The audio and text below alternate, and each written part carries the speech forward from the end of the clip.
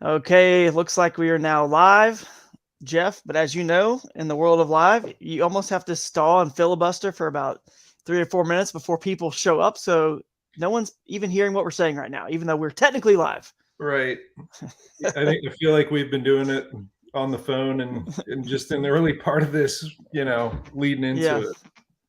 absolutely. We got a person on now, so there we go. Now they're starting to fill up. If you guys can, this is an impromptu sort of river bassin podcast. You can share it if you want for us. That'll help it grow a little bit, get more people on here, get some more discussion. It is 10:10 in the morning here, Thursday, September 8th. And Jeff and I were talking the other day, and man, we always get to talking, I'm Jeff. working on sharing Hey, it. there's Steve Baker. Nice. Share it right now. Yeah. Steve, by the way, I still want to go to that beach, man. Parents Beach. I got to get over there before it gets too cold and Theo doesn't want to get in the water and swim. So, On the phone uh, and so we got quite a few people on now. Basically, Jeff and I were just filibustering for a minute or two until some people got on here.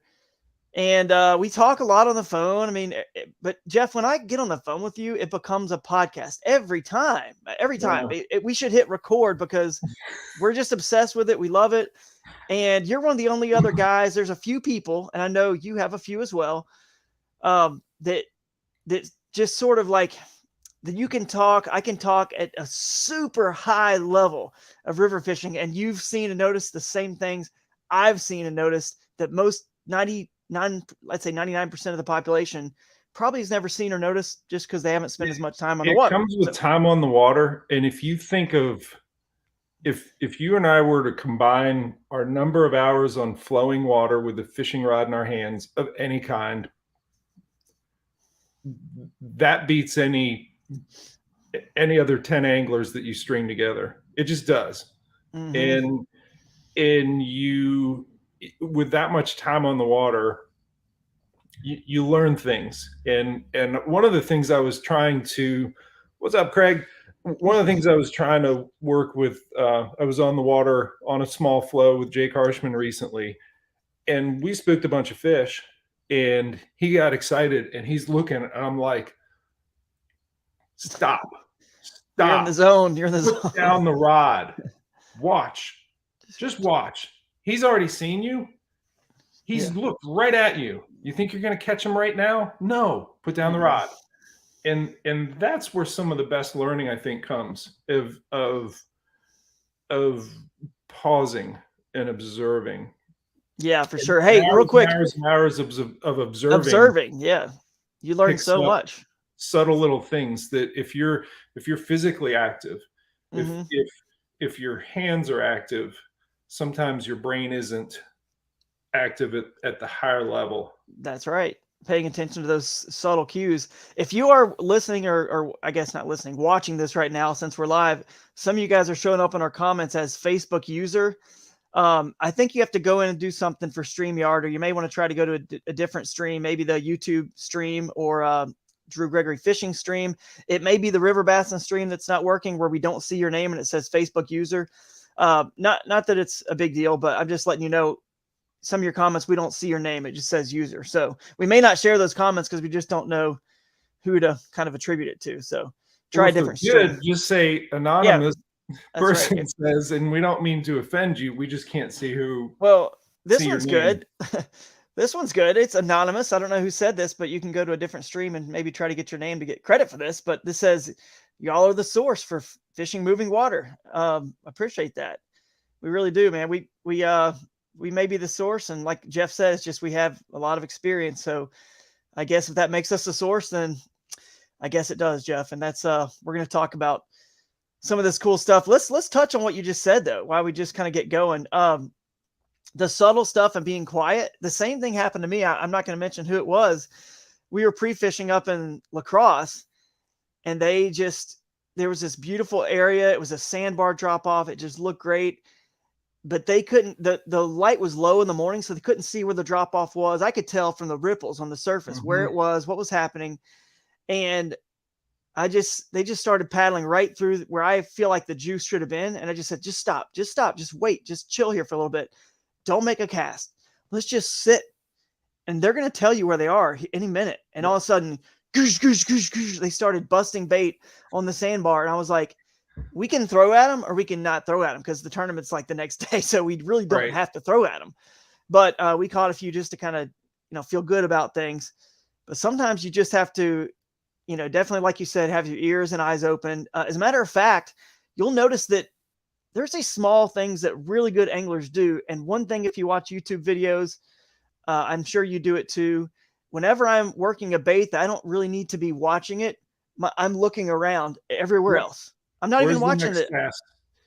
A lot of times that's And even what else better. is happening around me? What else is happening? Are there birds? Is there anything busting? Do I see bait flickering? Do I see a log in the water that I didn't notice because it's under the surface? And here's the thing, it's better almost to do that sometimes for me with my personality because I'm very disciplined now because I have experience. But back in the day, if it was a strike on a top water, I'm ripping it away too quick just because I'm so excited and I'm anxious. And if you look away, that doesn't happen. You just go on the feel, which is what you should be doing anyway. Yeah, I taught that when I guided, was a kayak fishing guide on our mid-Atlantic rivers for 10 years. And if I was teaching topwater, and this is prior to whopper ploppers. Whopper ploppers actually make Right. it easy because you got treble hooks, but fishing a buzzbait, I would get to a point where I'd watch people yank it away out of the fish's mouth Yeah. and say, you are banned from watching your buzz bait. Yeah. Look somewhere else. Like, make your cast and you'll hear it. And then more Yeah. importantly, wait for the weight. You'll feel it. That's right.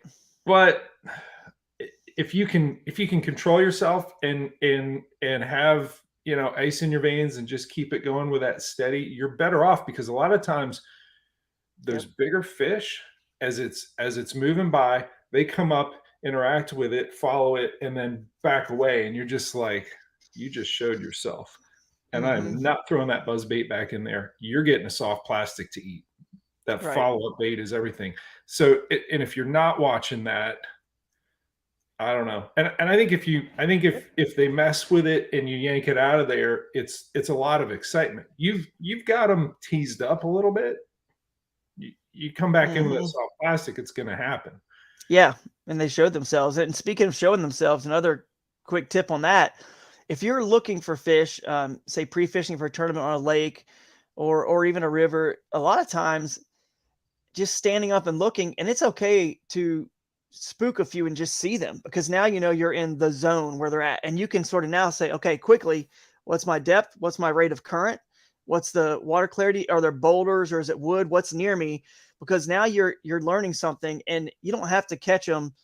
If you're just casting the whole time, eventually you're going to run into them. But a lot of times you can just stand up and cover water and paddle and then learn a lot more, when the water's clear, especially by just seeing it. Once I see bass, I know I'm in the area they are, and I can start fishing or Yeah. duplicate that. So, I did but a thank, sight fishing video recently. I think I filmed it a little over a month ago. And honestly, I've been on the Susquehanna a good bit here recently, filming, and then jumped over and done some smaller flows that I used to guide on, and some mm-hmm, exploratory water I've never seen. But on this particular one, I was on the Susquehanna. I was talking about, some of my sight fishing tricks, yeah, if you stand up and you drift motionless through and you see them, and you watch their body language, you know, if they've, like, if you do this enough, mm-hmm, you can tell if they've come over and checked you out. And really what you're seeing is they got close enough and they said, see you later, and they're swimming away. If that's happened, your chances of catching that fish are low. yeah, They're better if you drop a soft plastic and lead them by about 10 feet and let it sit there, and they say, all right, I just left that jerk, but ooh, what's this, right? But it's still a lower, if they've seen you come over and checked you out, hit the pause button. mm-hmm, You know that they're in the area. That's when you gotta kind of drift through motionless. You may have spooked them, but you can still catch them. Let the area settle down. And I think what I did in that part of that video is I, on sight fishing, was to say, drift through motionless. just stand there like a statue. Let the current take you out of that area. Then come back to them. Right. I'm gonna turn this off. Sorry. Somebody's ordered another torpedo. It's, honestly, so much of it is spam calls from my Torpedo phone in the Illinois area. Yeah. But you come back to that area from downstream, and if you've drifted through motionless, you've not alerted them as bad as if you just, oh, there he is, let me cast, let me do this, and you're moving around, and that just says, all right, that's not normal, let's vacate. If you can get them to, if you just drift through motionless and say, okay, I'm going to let you settle down, and it's going to be another 5 to 10 minutes before I make a cast in this area. When I sneak up behind them from downstream up, then your likelihood of connecting with that pod of fish, that area, you haven't flushed them out of there, Right. And they see things floating all the time that are that size, big logs and things like that. So if you are quiet and still, I mean, they really may not even know much different. But hey, real quick, we got 30 people on here. That's pretty good for an impromptu live podcast. So let's quickly reset everything, and we're going to take some of these questions, and we're going to. There's some good questions actually. Do you see the questions, Jeff? I do not. You can click a tab. When you put them up. If you put them up, I see them. Well, there's a tab, I think, on your on the StreamYard on the right side of your screen. You'll see it. I believe you can hit comments to see them. Got it. Yeah. Now there's some really good ones. I think we got a Facebook user. Again, if you guys are watching this on the live stream, it's probably better to go to the Drew Gregory Fishing Facebook or the YouTube, especially works really good, because if you're on Facebook and you're on one of the streams, I'm not sure which one it is, but you're just showing up, your comments are showing up as Facebook user. I got one. Not your name. So yeah, we're going to dig into some of these. Randolph. Yeah, exactly.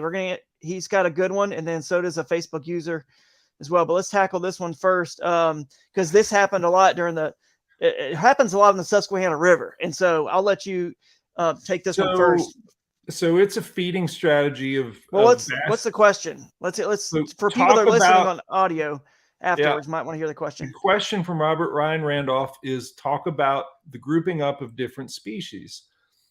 All of the smallmouth I caught in the Susky were with big catfish. How common is that? So not just catfish, carp. Carp, yeah. Carp is a big one. And these are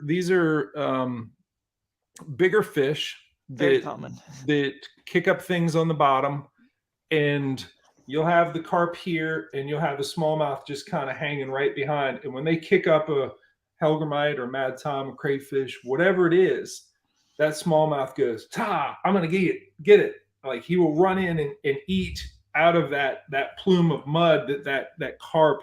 I think it's more common with carp, but yes, the catfish are pretty prevalent up there. And yeah, that's one of the things that when I talked about, with Jake, I'm like, stop, put the rod down, watch, observe, like, lower your anchor and just sit in that spot, and they'll swim around you and they'll check you out some more.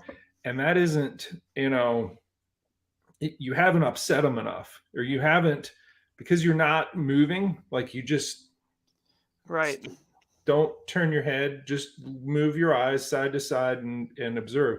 That's one of the greatest things to observe, is to say, all right, here comes the catfish, and they're doing their loop around the top of the pool and coming down this side, and they're going to come past, and you just say, okay, yeah, there's a 19.5-inch smallmouth behind those two catfish or those two carp, and it's that they kick up stuff, and it's a low energy output feeding strategy for them. They don't have to do the work. Yeah, it's great because they have someone doing it for them. It gives them stained water in an environment where there is no stained water in the summer when it's real clear, and they could definitely ambush and get their prey a little easier. Or should I say, the prey doesn't see them coming, the predator coming quite as well. So it's really good for that. And the other thing throw in one other though, that is totally not natural. There are times, and this is in parts of the Susquehanna that I don't necessarily like to fish as much, but like City Island Pool or Montgomery's Ferry, where all the jet boats, like the places the jet boats can run, even when it gets low and clear. That's what Steven just said.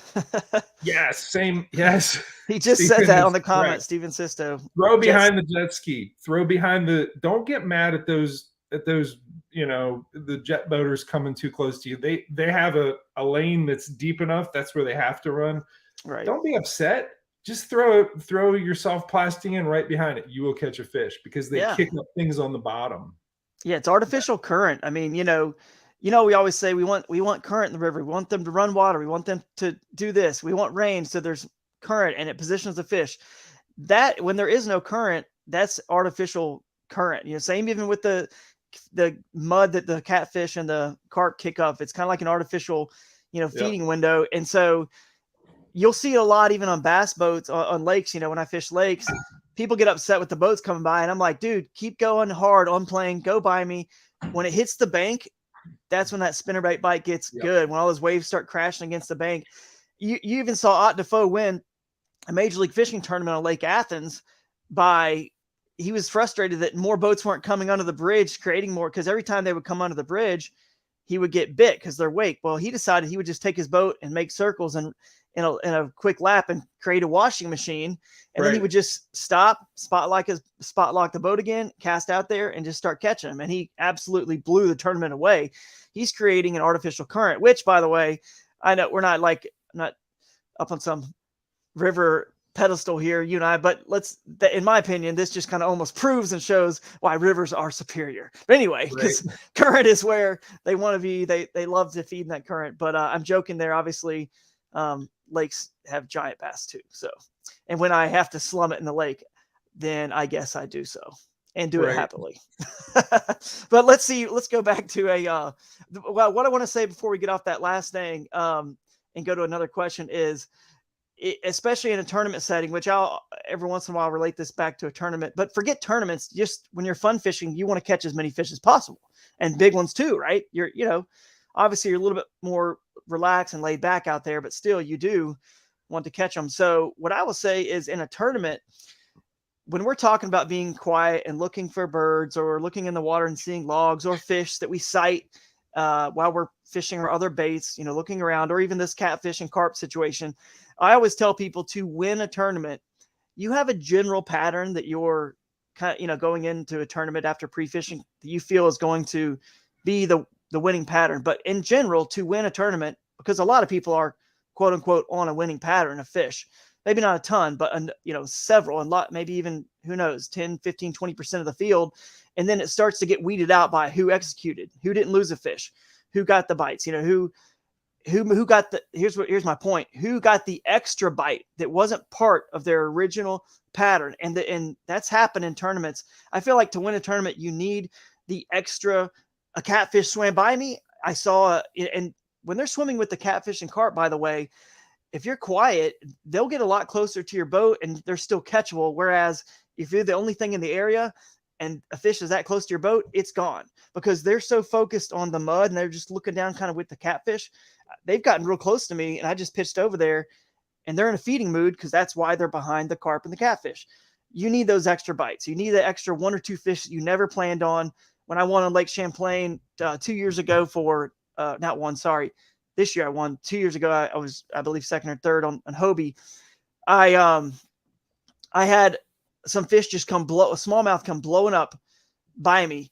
I throw over there, and I think two of my fish came from just this random school of smallmouth, and my area wasn't quite big enough to support the total number of fish. And if it wasn't for those two, nice 19-inch fish, I don't get second place. So you need these extra things, and that's why it's critical to do everything we're talking about here to get those extra bites. But other questions here. By the way, Tim DeSmit just popped on.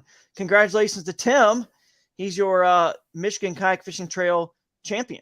The 2-day tournament he won on the Grand River. So the Grand River and its chain of lakes, I guess. I don't know. I think there were some lakes involved. But good job, Tim. I just heard about that the other day because he was in a shoalie. He was in a Crescent Kayak shoalie. So that may be one of the first big, local/regional wins. I'm sure there's been others, I'm sure. But anyway, he says paying attention to what is going on around you definitely gives you info on what baits and places you should be using. So good job, So Tim. Congrats, man. nice going, Tim. And that's correct. In terms of paying attention, I think there's a mental component though to having your channels of paying attention and absorbing all of the signs that are going on in nature of what's going on. It starts with having your channel wide open. And if you have a lot of mental noise, if you just lost a big fish and that derails your ability to, like, if you get Mm-hmm. so furious about that you stop observing that, hey, I just had a green heron drop down on that log and eat three little green dace minnows, and then you start paying attention and realize, okay, there's something on that bank that has a lot of bait fish on it.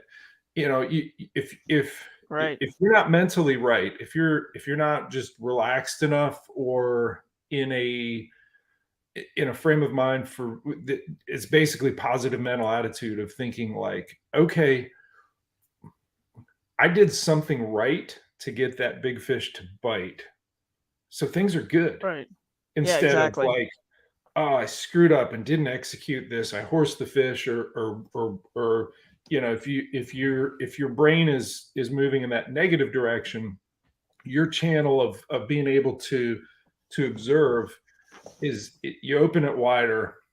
If you're just positive, if you're like, okay, I just lost a maybe 20-inch, fish that could have called a 14.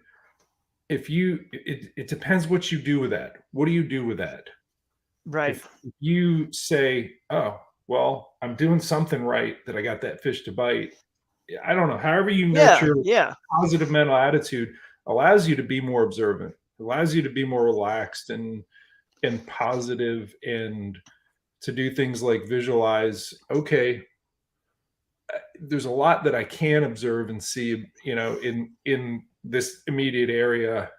If you Yeah. can visualize and see, all right, what's below the surface that helps me really paint the picture and be Yeah. successful in the next possible For 20-inch sure. haul. Hey, people that listen to this podcast know I never get quotes right, and I won't get this one right, but you know the one I'm talking about, where it's like life is more about how you react to things than what happens to you, and that's a perfect example Yeah. because you know that happened to me in Grand Lake. I actually ended up winning Grand Lake and just blowing it out, but I lost it early in the morning. I lost like a really good fish, a 17-inch plus fish, and out there that's like just super critical to have a fish that's that big. They're few and far between.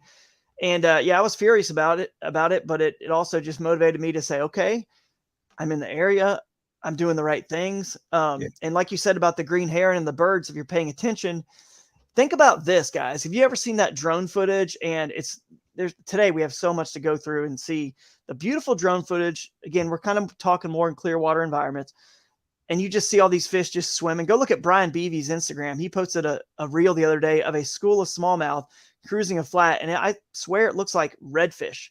And there are Mhm. hundreds of them, and it's crystal clear, and they're all about a foot and a half, 2 foot of water, and you can see their shadows. The water's so clear, and they're just roaming, and they're giant.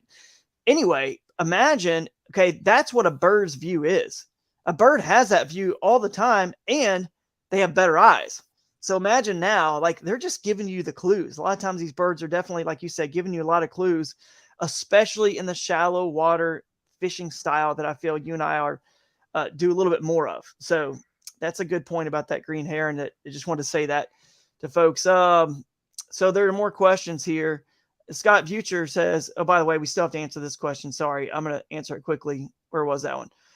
This is it says Facebook user. I don't know who it is, but maybe he doesn't want to admit that he cannot see the fish in the water, so he's staying anonymous. But his question is, he can't see the fish in the water. He's tried Costas, Ray-Bans, Oakleys, gas station cheapies. Any suggestions? Well, hey, you didn't list Smith Optics on there, so you could just go get some Smiths and be done with it. See, where's my Smiths? Oh, they're not here. I thought that was the case, I actually but did no.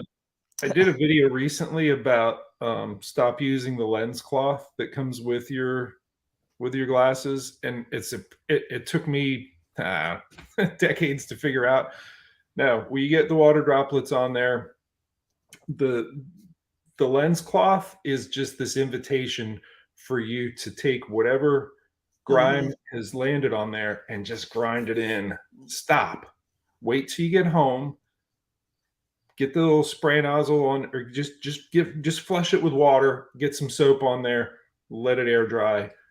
That's been something that I've figured out is leading me to a pair of optics, a pair of polarized sunglasses that, you know, at 5 months old, they still look brand new. And I've never had a pair of sunglasses look brand new when they're 5 months old. And it's that habit for me is it like that. All right, I figured something out. Yeah, it's for been sure. helpful. Clean lenses is important. And Yeah. I basically start fresh. Like part of my habit is I bring the, and it's Lupo Performance Eyewear. I bring that case in and I set it on the kitchen counter before I go to bed, take a shower, go to bed, and whatever. Next morning, that's just part of my ritual now. Keep the lenses clean, and really flushing it with water has been something that's kept mine super That's a clean. good tip. Yeah, But I actually bring mine. on not seeing them, look at how much motion you're doing. If you're always like fidgety and moving and constantly casting, they've evacuated the area before because you're not, again, I talked about it earlier, drifting motionless through. If the only thing that's moving are your eyeballs side to side as you drift through and you wait to say, okay. And really what I look for, they're different species of black bass. The black part, when they're born, they're these tiny little size of, grain of rice and totally black. The only part that stays completely black is the tail. And when I see that caudal fin, that tail, sometimes it's the only thing you see. I mean, I think of the smallmouth is like the original Arnold Schwarzenegger movie Predator, where you don't really see the alien jumping from tree to tree, but you see the motion and he's blended in. Like smallmouth totally are chameleons and they camouflage. If they move onto a sand flat, they turn that uniform kind of sandy yellow color. They swim down into, a deep crevice in between ledge trenches and they're dark. They're almost black. They pull up onto that cobble flat and they have that kind of mottled like brown and green mix. But the tail, the caudal fin, the tail fin, they can't change that color. It's always black. And that's really the motion that I'm seeing. If they're moving, and a lot of times that's the thing that I can tell, hey, if they're activated, like there'll be times of the day where they just don't move around much. And that's tough fishing. Like you got to know a spot to get them, to get them to eat when they're not moving. But there'll be certain times of day where they start moving, and understand that is if you're not seeing fish, it could be that they're just not moving. They're right there in front of you. And I don't care who you are and what sunglasses you have. They ain't moving. You ain't going to see them. Once they start moving, you look for those tails. Right, for sure. That's good stuff. The other thing I would say on this question is we almost need more information. Are you standing? Are you seated? Are you in, obviously you need to be in clear water to really see fish. Are you trying to see them in March in the middle of the country where it's probably stained and cold and it's not really the time for it? There's a season for sight fishing, and generally, obviously you need clear water, but generally it's more the spawn when they go up shallow to do that.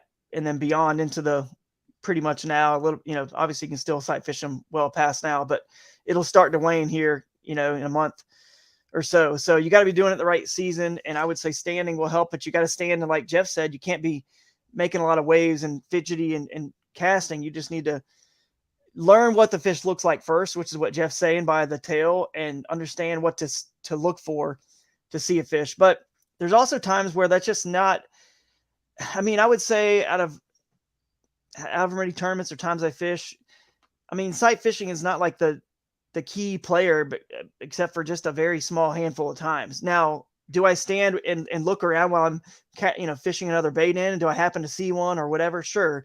But when it's like the primary best technique and way to catch them, it's not like really that often. It's just kind of a bonus fish here and there for me. So Yep. anyway, that's a good I question. think We'll if move you're on to another one standing too. and Mhm. you're assessing what's out in front of you, you're sight fishing for where they should be, not where you actually see them. This time of year, I'm standing up and I'm looking around and seeing, okay, where's that? Oh, there's that log in the deepest part of the pool, and I can see the shade on that side. I know, okay, I'm going to skip something down there and then just pull it right into that shade and wait. I'm looking for cover and structure.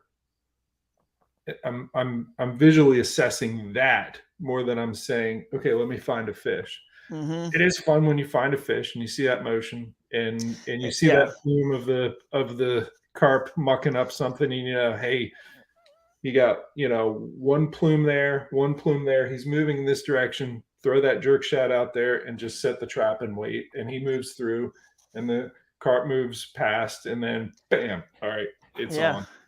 Hey, So that's good stuff. assessing what cover and structure and opportunities shade is out in front of you is higher. I don't know. Just it leads you to catching more fish than actually focusing Yeah. on I gotta Yeah. actually see the fish to catch the fish. That's right. A lot of times sight fishing is sighting the structure that you kind of the high percentage structure that you think they're going to be around.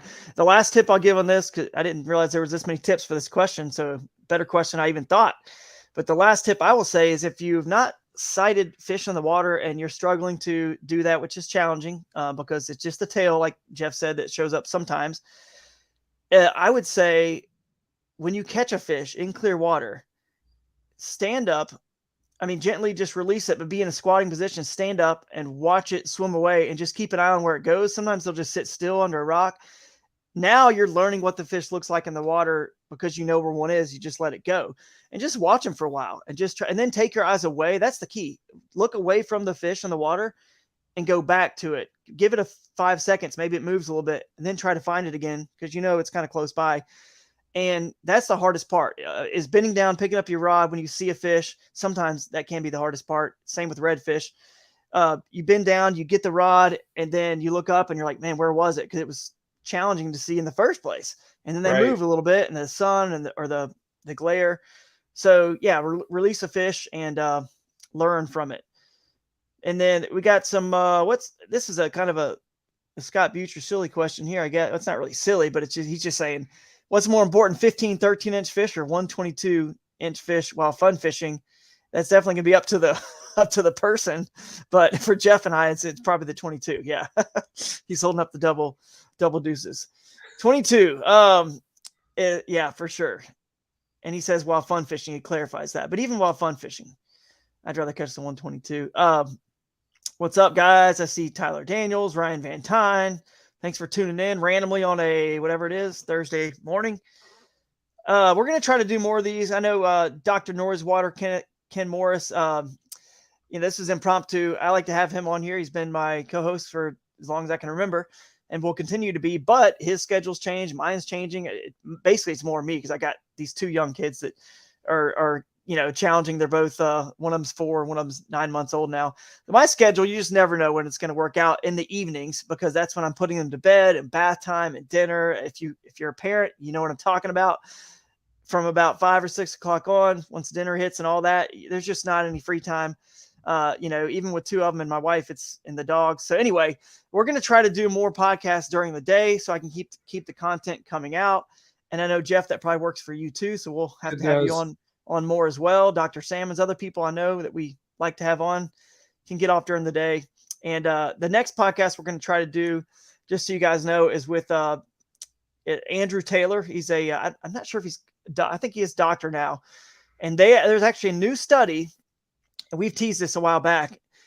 Sorry, we had a couple months off here by the way, on the River Bassin podcast, but I did win a couple tournaments and it got kind of crazy with me doing other podcasts. And so we took a little time off. Plus I had COVID in there and some other stuff happened with the family life. So we're going to try to ramp up the podcast more like fall, winter, and then early spring.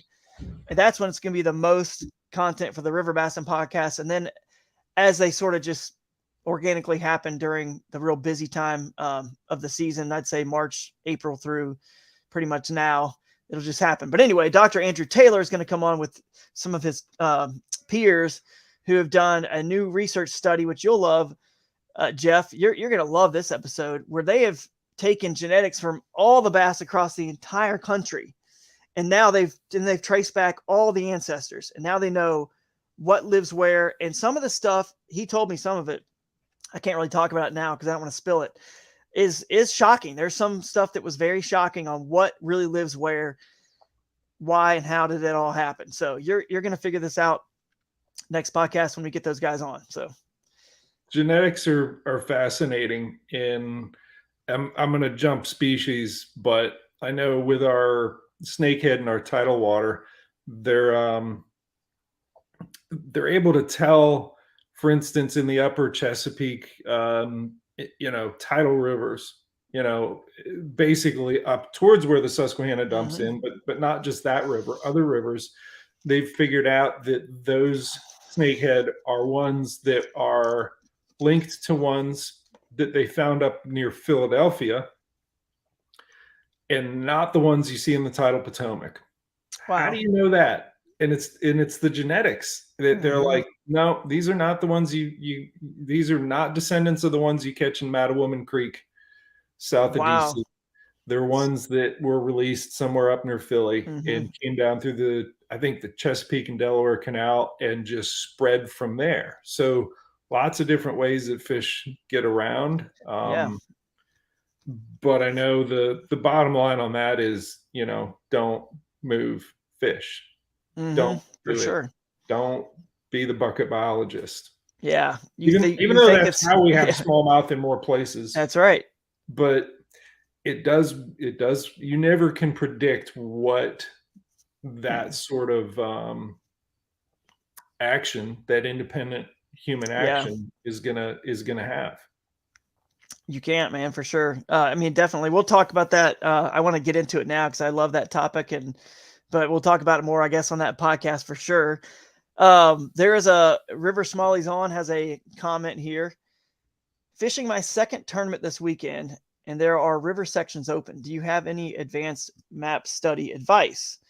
Yeah, I mean, we can. Drew, want me to go? Do it. Pull it up.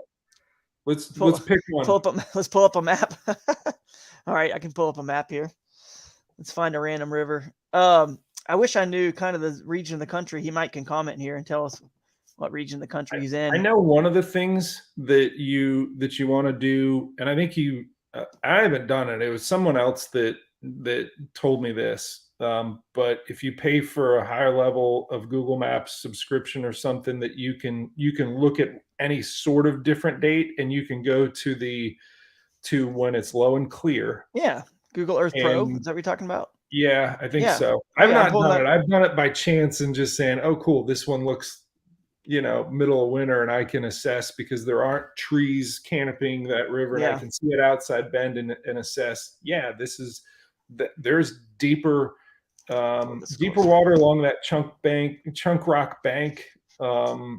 You look for it when the water is clear and when the trees are don't have the foliage up, and you get a better assessment of it. And you can do the same thing with vegetation in the lakes. You look for it in summer and see how that fills in, and you can find those subtle channels, or find the creek channel.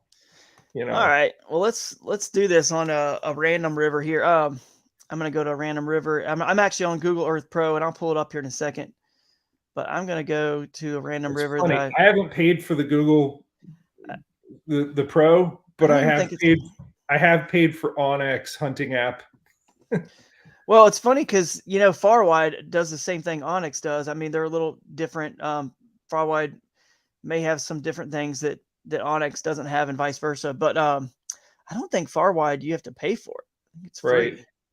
I know that Jake and I did a float on a small river last weekend, and our data didn't necessarily jive on what was public and what Mm-hmm. was private. So I'll just say Oh, that really? I had proof that I was on public huntable land to access this river. And his didn't, the line that was down there didn't totally match up. And I'm like, yeah, that's why I took a screen grab of mine before we accessed this, you know, I Mm-hmm. don't know, eighth of a mile to get to the water. And I said, okay, because your far wide doesn't agree with my Onyx, we're gonna move pretty quick. Yeah. Here we go. No doubt. Let's see. I'll bring Google Earth Pro in here. Uh, let's see. Hang on. Saying go to it's Google Chrome is saying it's lost permission to capture your screen. I got to go to system preferences and do something. So while you work on that, I will talk about some of the videos that I've done here recently. Really focus on some of the small water, Mm-hmm. in using Onyx, doing some common sense things like pick up trash while you're parked in that place, that local person that when they drive past that might have said something like, hey, you got out of state tags, I'm going to give you a rough time. um, if you're picking up trash, they just kind of wave at you and they just keep moving, or maybe even say, hey, my brother's farm is like a quarter mile up the road. Why don't you park there? I get that a lot because I pick up trash. That opens up more doors for me in my creative access points than anything, is just make a habit of picking up trash. But one of the videos I did recently focused on how to pare down your weight, and the Shoaley is a great boat for that because you can kind of condense everything into it. In this video, I did it with the NRS inflatable, but I have a tackle box that's made by Lakewood Products that I can put everything. It's got two side pouches for soft plastics, and then it's got little slots for all of my spinner baits and buzz baits and crank baits, jerk baits, and then I can Mm-hmm. put 3600 size boxes on the side with like jigs and terminal tackle. But that thing is, I mean, I'm gonna come back and say it's, I don't know, the whole box of it is maybe, I'm gonna say 16 inches by 16 inches, and it's about maybe 7 inches deep. It's forcing yourself to take what you formerly had in a 16 by 16 black pack. And honestly, I still like, I'm going to be on the Susquehanna tomorrow with Jake, and I'm going to bring the black pack. But when I go for those lightweight, drop the kayak vertically down a 15-foot embankment, with my tie down straps, there's something really healthy about coming up with a small grab and go pack like the Lakewood. It's a mini sidekick that forces you to ask the question, okay, what are the baits that I'm actually going to tie on and actually going to catch fish with, and exclude everything else. Because yes, it makes it easier for your put in and take out, but For it sure. also makes you more efficient. When you have more options, it almost leads to less efficient fishing. Like when you're like, all right, I'm going to try this for 5 minutes, I'm going to try that for 3 minutes, it's not working. When you do so much of that changing, it's a sign of, I don't know what I'm doing. But when you say, okay, it's early September, I'm going to get them on a finesse buzzbait, and I'm going to follow up with a scented jerk shad on a 15th ounce rigging bullets. Those two for sure.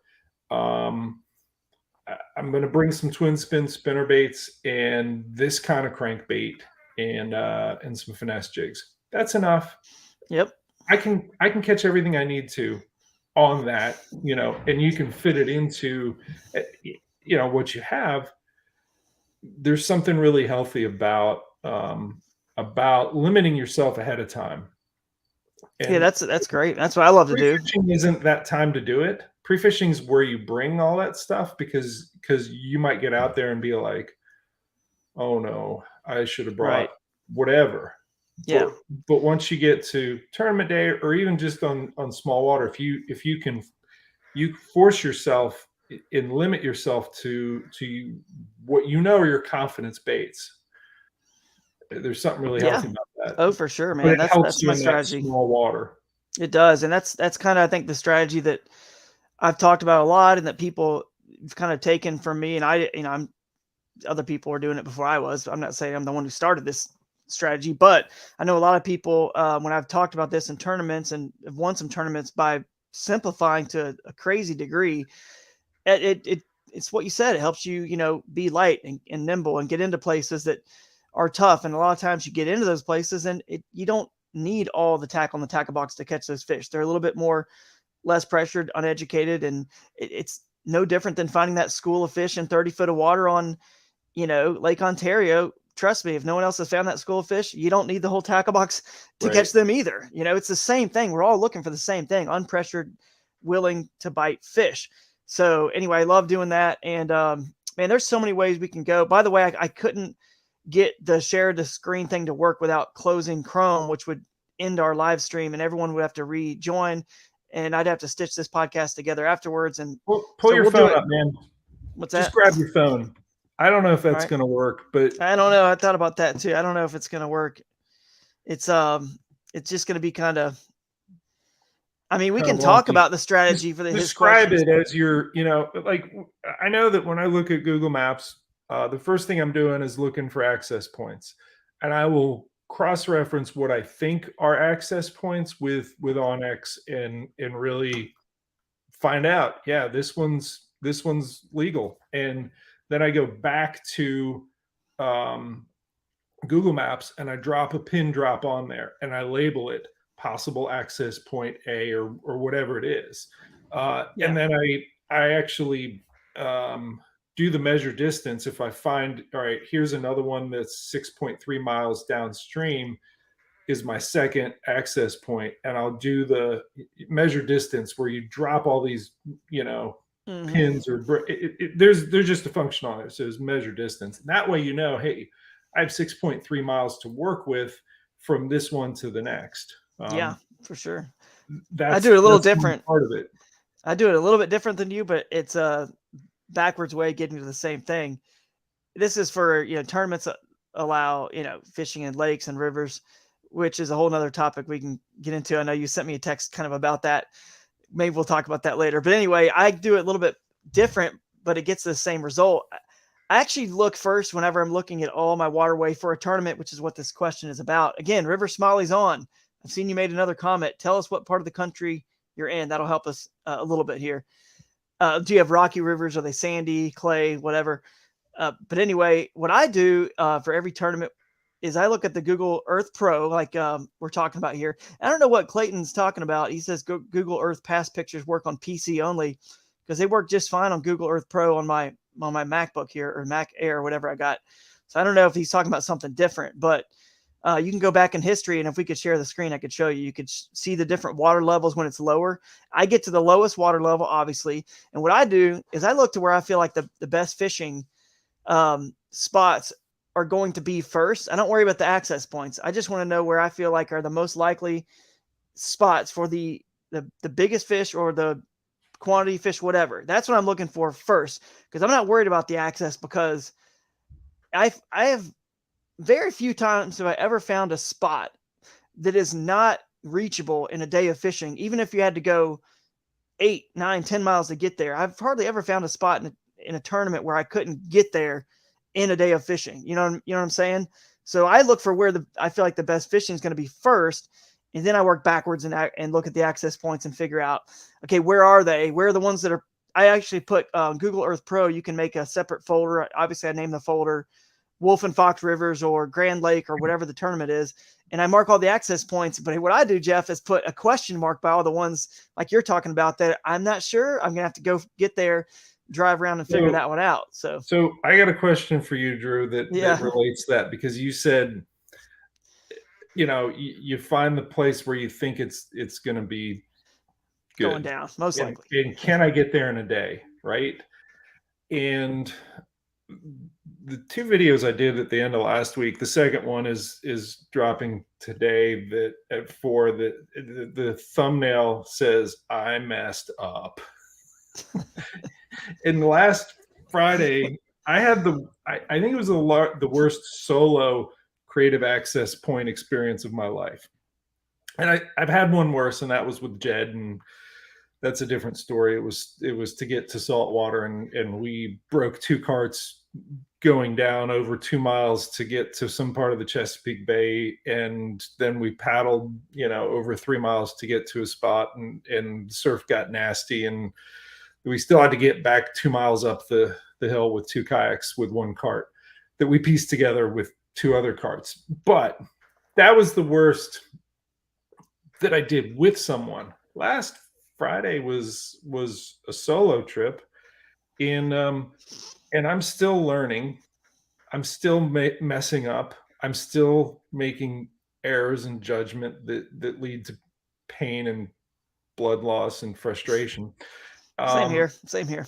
Yeah. Well, the lesson that I walked away with that one is always walk the path first. And it was, honestly, I'd already done one access further up and fished it for a while. Didn't catch anything of note. Had fun. Filmed a bald eagle and a bunch of deer and caught tons of fish. I mean, just one after the other, but I'm like, I'm not getting bigs. Let's move on to a different part downstream, close to where I'd caught my personal best 22.5-inch smallmouth, river smallmouth. But the accesses had changed. Like from when I guided down there, like a lot of the places that used to be public got like closed up somehow, or people that used to let you access there, signs all over, no parking, so I tried a different way in, and it was through a wildlife management area, and I measured it, and it was a little more than half a mile. I think by the time I actually did the measure distance, it was 0.58 miles. And I'm like, I can get this this lightweight kayak back there. And honestly, when I pulled in, I looked at it and I'm like, yeah, it's a hunting area, right? And it's not hunting season, and I'm not going to be interrupting anybody. And I could see the path going off into the woods, that beyond the gate, which I can drag the kayak under, it looked like where you could drive a truck in. All right. I got about 200 yards beyond that, tree across it. All right, I'll drag around that one and through the woods, and another one, and it just degraded into like the worst experience of just going through brush, like going through places that, yeah. And I got to a certain point where I hadn't walked. Got to keep going. I was like, all right, now I'm committed. And I was committed, like, yeah. Oh, what did I do? And eventually I got in and I went and I caught some fish, and I ended up walking back up to the truck instead of doing that in reverse. It was the worst. And I didn't film that much of the hardship of it. This comes back to a question. What's your worst? What is your worst creative access point? Where have you worked the hardest, Gregory, in getting to a spot? And that's a good was one. it even worth it? Yeah, no, there's just been a lot that were not worth it. I would say one of the hardest I remember, this is a good story. So I'm in Florida, and kayak bass fishing had a pro tour before COVID hit called, it was the pro tour, but there was a tournament on the Claremont Chain of Lakes. That's what it was called, the tournament. And there was a lake there that had, of course, Florida, the lakes kind of turn into swamp and marsh at some point, and there's little gator trails you can see going through there. So you're like, okay, that's paddleable. It's, there's some trails, there's some quote unquote water with vegetation on the surface that I can kind of muck my way through because I found an old, looked like just a pond back there, a quarry, potentially a quarry, because it just didn't make sense. And it's just this dark black pond that's what you got to go through all this kind of swamp to get there. And I said, well, there's got to be a better way. So I went to the local church, and then the guy that was closer, that had property that was right near it. And then they wouldn't let me kind of put in there, and which would be a lot closer. But a guy down the road did, and it still is a little bit of a paddle. I mean, not far, like a quarter mile, but it's in all this muck. And the problem is, it just got so thick with that cane and stuff, and I couldn't really get through. I had to get out, and now I'm getting out in this area that just is just hogs and gators, and just muck down to my waist. And the funny part of the story is, I had at that time I was in a Jackson, and the boat I had on me was a U-pick or something with a motor, and it just was never going to work. I needed to figure out. See, in pre-fishing, I need to quickly assess and figure out. We'll get back to your question, River Smallies, but this kind of ties into it. You got to figure out in the fastest time possible if this area is worth it, or to make a longer run to it, the more difficult from a public spot in the tournament. So anyway, I go, the guy there happened to have an old Tarpon 120 sitting there, and he was a nice guy. He just wanted to talk about life and fishing, and, older guy. And I spent some time with him and just hung out with him there. And he said, yeah, that was an old quarry. And I just stopped and said, hey, you got this kayak right here, and it's a lot lighter than the one that I have. Do you mind if I just hop in that thing and try to get into that quarry with a rod or two? And he said, dude, it's my son's, but go ahead, no problem. So it's funny because I actually filmed this, and then I have it, and I'm joking. I may have even mentioned you. I think I mentioned you, and maybe it was Craig or Corey and Jeff Little. I mean, obviously, you guys were all in Wildy's back in the day. I don't know if you still were then or not, but anyway, I was joking that, hey, what am I doing in this Tarpon 120? Right. I'm on designing the boats for Jackson and stuff, and on the team. But I got in there eventually, but I had to get out, and I'm getting out, and I'm just dragging it through this muck, and it's just deep. And I don't know if the brush is all about to shake next to me. There's some big gator. It's just freaky being that deep in God knows what, mud and muck. And I get in there, and it just looks gorgeous. It's open water. Nobody ever touches this. And he told me stories of 14-pound bass that came out of it. I never got a sniff, nothing. Oh. And then I just had to go right back out, and it just sucked. It wasted a good portion of that entire day. So that's one of mine. I got more, trust me, that are for more river situations, but that was one of the But worst. Here's what I'm going to say. That's like going to the gym, right? You work out and you develop some muscles of accessing water that no one else will. And maybe you end up with, hey, that wasn't worth it. But your capability just grew. And that's what I took away from last Friday. I'm like, okay, I've learned something. What did I learn? Always walk the path to the river first. Yeah. I don't know why that takes me 3 decades of fishing rivers to figure out, but better I learned it than didn't. And it comes from the hardship of I'm in over my head. I messed up, Yeah. For sure. Well, it wasn't great fishing. Yeah, that happens. It's something that down the road, and I'll be, I know I'm going out to the KBF National Championship, and I don't want to, Jerry from Iron Kayaker, the guys from Mexico are coming up, and Nice. I'm going to spend some time on the water with Jerry, and we're going to do some small river that flows into the upper end of either Kentucky Lake or Barkley or one of them. And, I'll be somewhere. I'll be in the Ozarks before, on my dealer visit run the month after or something. And I'll find some small piece of, this looks like it should work on the, on Google Maps, and I'll actually walk the path to the river first. Yeah, that's right. I actually do a lot of that in my scouting and pre-fishing. I do a lot more. My first day of pre-fishing for tournaments is, honestly, I bring the Crescent Ultralight because it's 49 pounds. But a lot of times my goal is to never put it in the water, to hit as many of those spots on my Google Maps. Getting back to kind of River Smalley's question here, I check out as many of those access points as possible. I fish them from the bank. You can learn a lot from just fishing from the bank. It can tell you something, real quick and easy. If you catch a big one from the bank, trust me, there's more downstream or upstream. It's not like a big one. Now, you can also get fooled by that because sometimes in certain small waters, rivers I mean, with where bridges are, which is where a lot of accesses are, obviously, can create little deeper holes and can be a little fool's gold. It's a little bigger fish living there, and you get downstream and it's not quite the same. But anyway, I remember on throwing another story on the Lake Champlain 2 years ago. I remember where the Pulteney River comes in on the southern part of the lake. I had to hike down below this dam, and I mean that if I had accessed it during the tournament, it was just steep cliffs, and I filmed the whole thing. And I mean, I'm just looking down the GoPro, you can see it's just straight down this skinny little, almost game trail, but I'm sure other people walking to get down to these falls, these waterfalls, and this pool that you have to go down. It's all public land, but it was just like dangerous. And at one point, I was like scaling these rock cliffs, and I was in the GoPro, literally saying to myself, my wife would not approve right now. Right. She would not be happy that I'm alone in the wilderness doing what I'm doing. I mean, I thought I could see a bear at any moment. There's all these caves, all these rocks and cliffs, and I could have fallen in.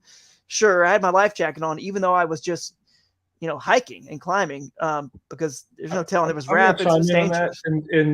And corroborate what you're saying. There are things that I do that I turn the camera off because I know that I'm asking for trouble later. Yeah, What exactly. were you thinking? Yeah, and I call it. I just wanted to get to the fish. That's it. That's right. I've done it, man. I've caught. It's that drive to get to those fish, the unpressured fish, and like we're saying, that the sad part is that for that particular experience, the fish I caught smallies there. There's no doubt they were there, but I never caught anything big, and it wasn't worth it. It wasn't this magical. Just because you find unpressured fish, it doesn't magically mean they're going to be big. Unfortunately, we talk about that in this podcast a lot, which is why, back to your question, you want to hit all these pins on your map, the spots where access is, and the spots where you feel maybe, you might even put pins where you feel like, oh, I want to hit that particular stretch of river because it's got whatever, lots of multiple bends with deep water and on the outside bends. And maybe it's the time of year where they're holding and that kind of stuff. So you mark that, but you want to go hit the closest ones first. Like pick off the easy low hanging fruit first, drive around and scout that, fish from the bank and just see, are there fish there? Then on your next day of pre-fishing, or your second half of if you only have one day, maybe the second half of your day, you can kind of go, okay, now I'm going to put my kayak in, and the spot I really want to go hit is 4 miles downstream or 3 miles. And maybe you set a shuttle up with a buddy. Now you're kind of committed for a solid chunk of your day, 4, 5, 6 hours. But you want to pick off the low hanging fruit first. That way you feel good and confident. Okay, I know I got this there. Didn't catch any big ones, but I was getting bites with bass and 15, 16-inch range. Nothing huge, but at least you feel good, warm and toasty inside that you found something. And then you gamble on the stuff that's a little further away on your next days of practice. Yeah, man, he said, by the way, he was in Canada, and technically it was the Skagog is the river. So you probably are looking a lot more like boulders and stuff like that there. And a lot of those Canadian rivers depends. I've been up in Ontario a bunch recently, and there's definitely a transition from in topography and land type. And without actually looking at a map, I mean, they're just different features. It's like when you move from Pennsylvania to Indiana, with Ohio in the middle. Yeah, Western PA is got a Appalachian type river flow, and by the time you get to Indiana, it goes through a lot of farmland, and right. Each of those types of rivers have different features, and that's part of why I've been jumping around filming on different types of rivers. I've fished the smaller Appalachian flows, like the Shenandoah. I did a trip with Jed on the North Fork Shenandoah recently, and did a tutorial on here are the mechanics or the logistics of a float trip. It was just a primer for here's how you do a float trip. But I've also done some of the eastern or central Virginia flows that are more sandy bottomed, and you're really looking at that. You and I were talking before about permawood, the big tree that fell in that like the floods have scrubbed all the branches, and you just got a trunk that's become part of the river bottom or the bank. Those, in the scour outs at the head of it where the root ball is, those have a lot of importance in those sandy bottomed rivers or those lower gradient rivers.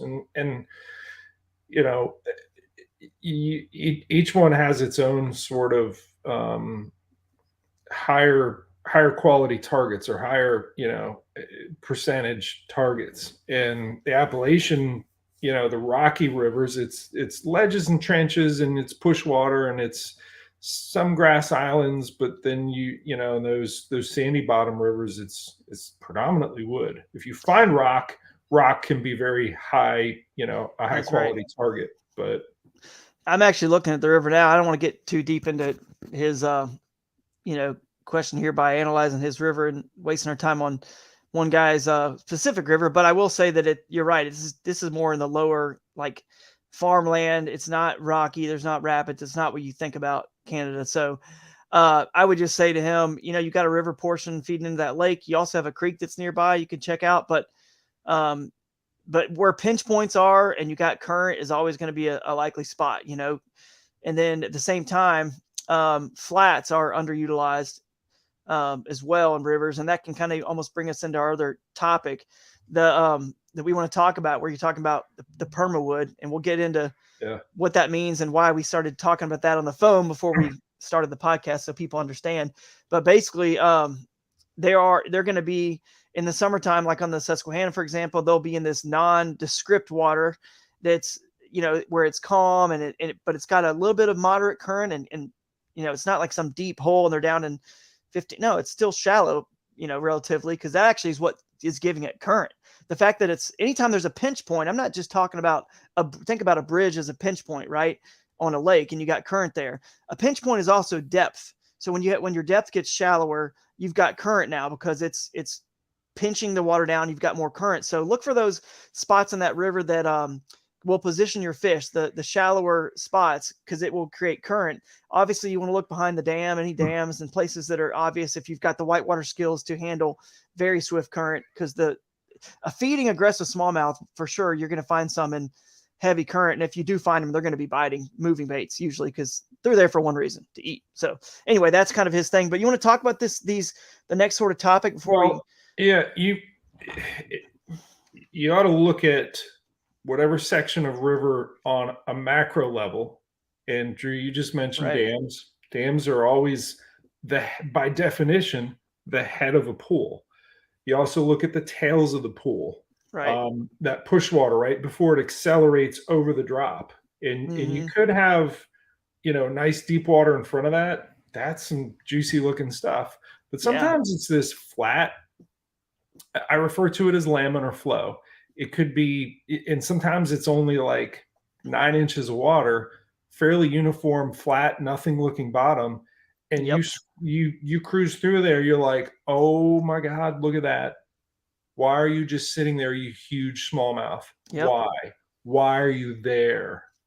And usually when there's no log or rock or current seam or nothing, the reason he's there in that laminar flow, and let me define laminar flow, but he's there to just chill and conserve energy. And it's the right speed. And I'm going to do it with my finger.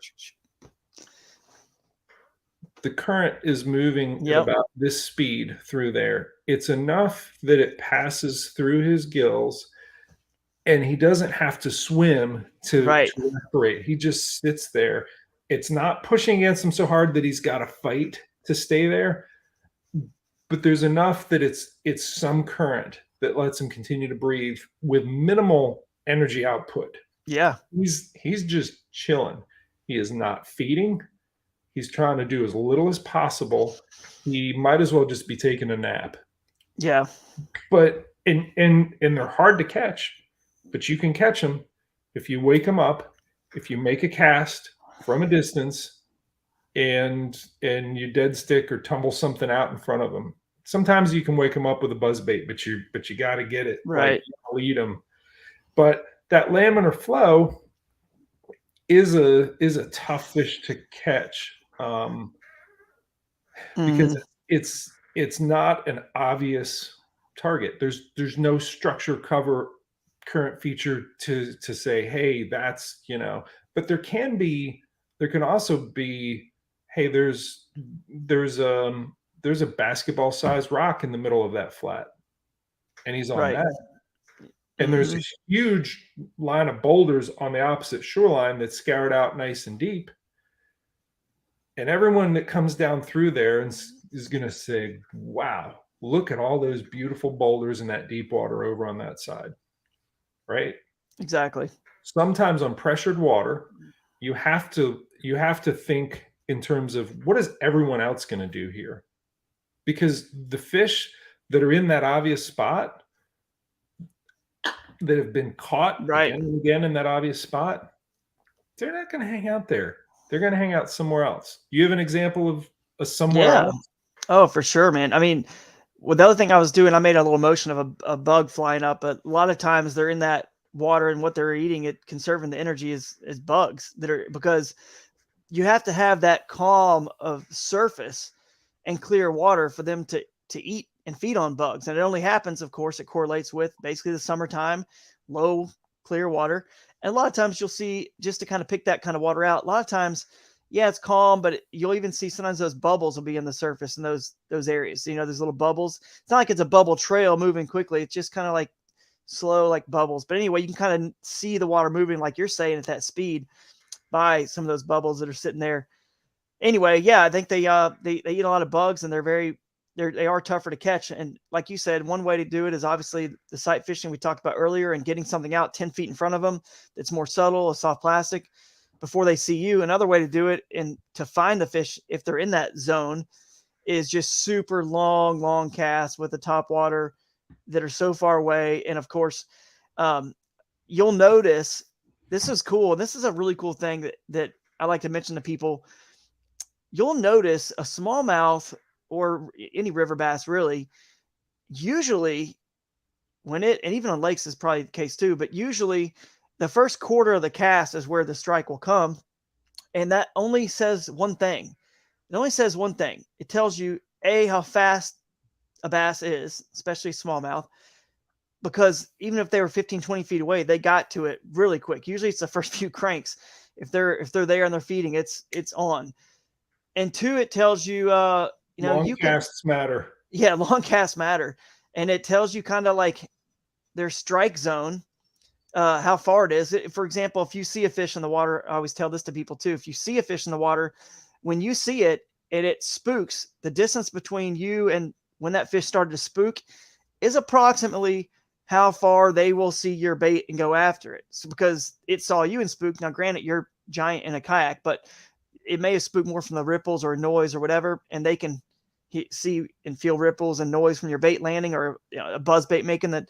So basically, you now know that what this tells you now is how far away to make your cast when you're searching for where they are in this big open flat. Okay, you're not going to make a cast at 1 o'clock and then 1:15 and 1:30 when you already just learned that a fish spooked, when it was 30 yards away from you. Now you almost know, you could kind of make a 20, 30 yard gap between your casts in a fan casting radius. And you've kind of covered, if you're, for those aggressive, active feeding fish, which are the fish that I kind of try to target, But anyway, that's the flip side of that is the and I watch people do this. Say they're throwing a jackhammer or buzz bait or spinner bait or crankbait, and they see that spot, that obvious spot, or whatever it is, and they're so convinced, wow, that place is, there's got to be one, and they throw on it, and nothing happens, and then they drift down 10 more feet, and they throw on it again. Like, no, that shouldn't have happened. There should have been fish there, and they repetitively hit that spot again and again. And I'm not saying it never is productive, but take out a Ned rig. I absolutely agree with what you just said in terms of like, okay, if you're going to fan cast there, and then you're going to move down that same distance that fish spooked away and make a cast there, right, and then you're going to go over here, that's enough. And I know when I filmed, I filmed Rush Snyder's hammering on his torpedo going up some river in Alabama with Tim Perkins, and I were filming with him, and people are like, does he really do that? I'm like, nah, all he's doing is sampling. Like, I thought it was a little bit fast, but But that's a strategy. Yeah, That is an exactly. absolute, like, hey, I'm going to knock out 12 miles on this river to figure this out. And I'm not going to cast at anything twice unless something shows itself to be there. Yeah.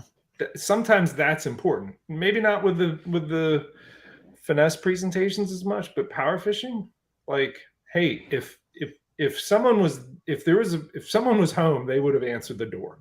Yeah, right. And I'm Yeah, fishing for those keep moving. alphas. Yeah, exactly. Well, let's talk about, let's kind of explain what this topic is now. We're kind of moving into. We'll answer some more questions too, but what we're talking about now, which we kind of merged into it with this question, really, are these subtle places that people overlook where we've seen big fish. And you've already mentioned one of the reasons why sometimes big fish are pressured and they move from the obvious spot that naturally they would want to be. And they still sometimes utilize and use, of course, different times of the year, but they move.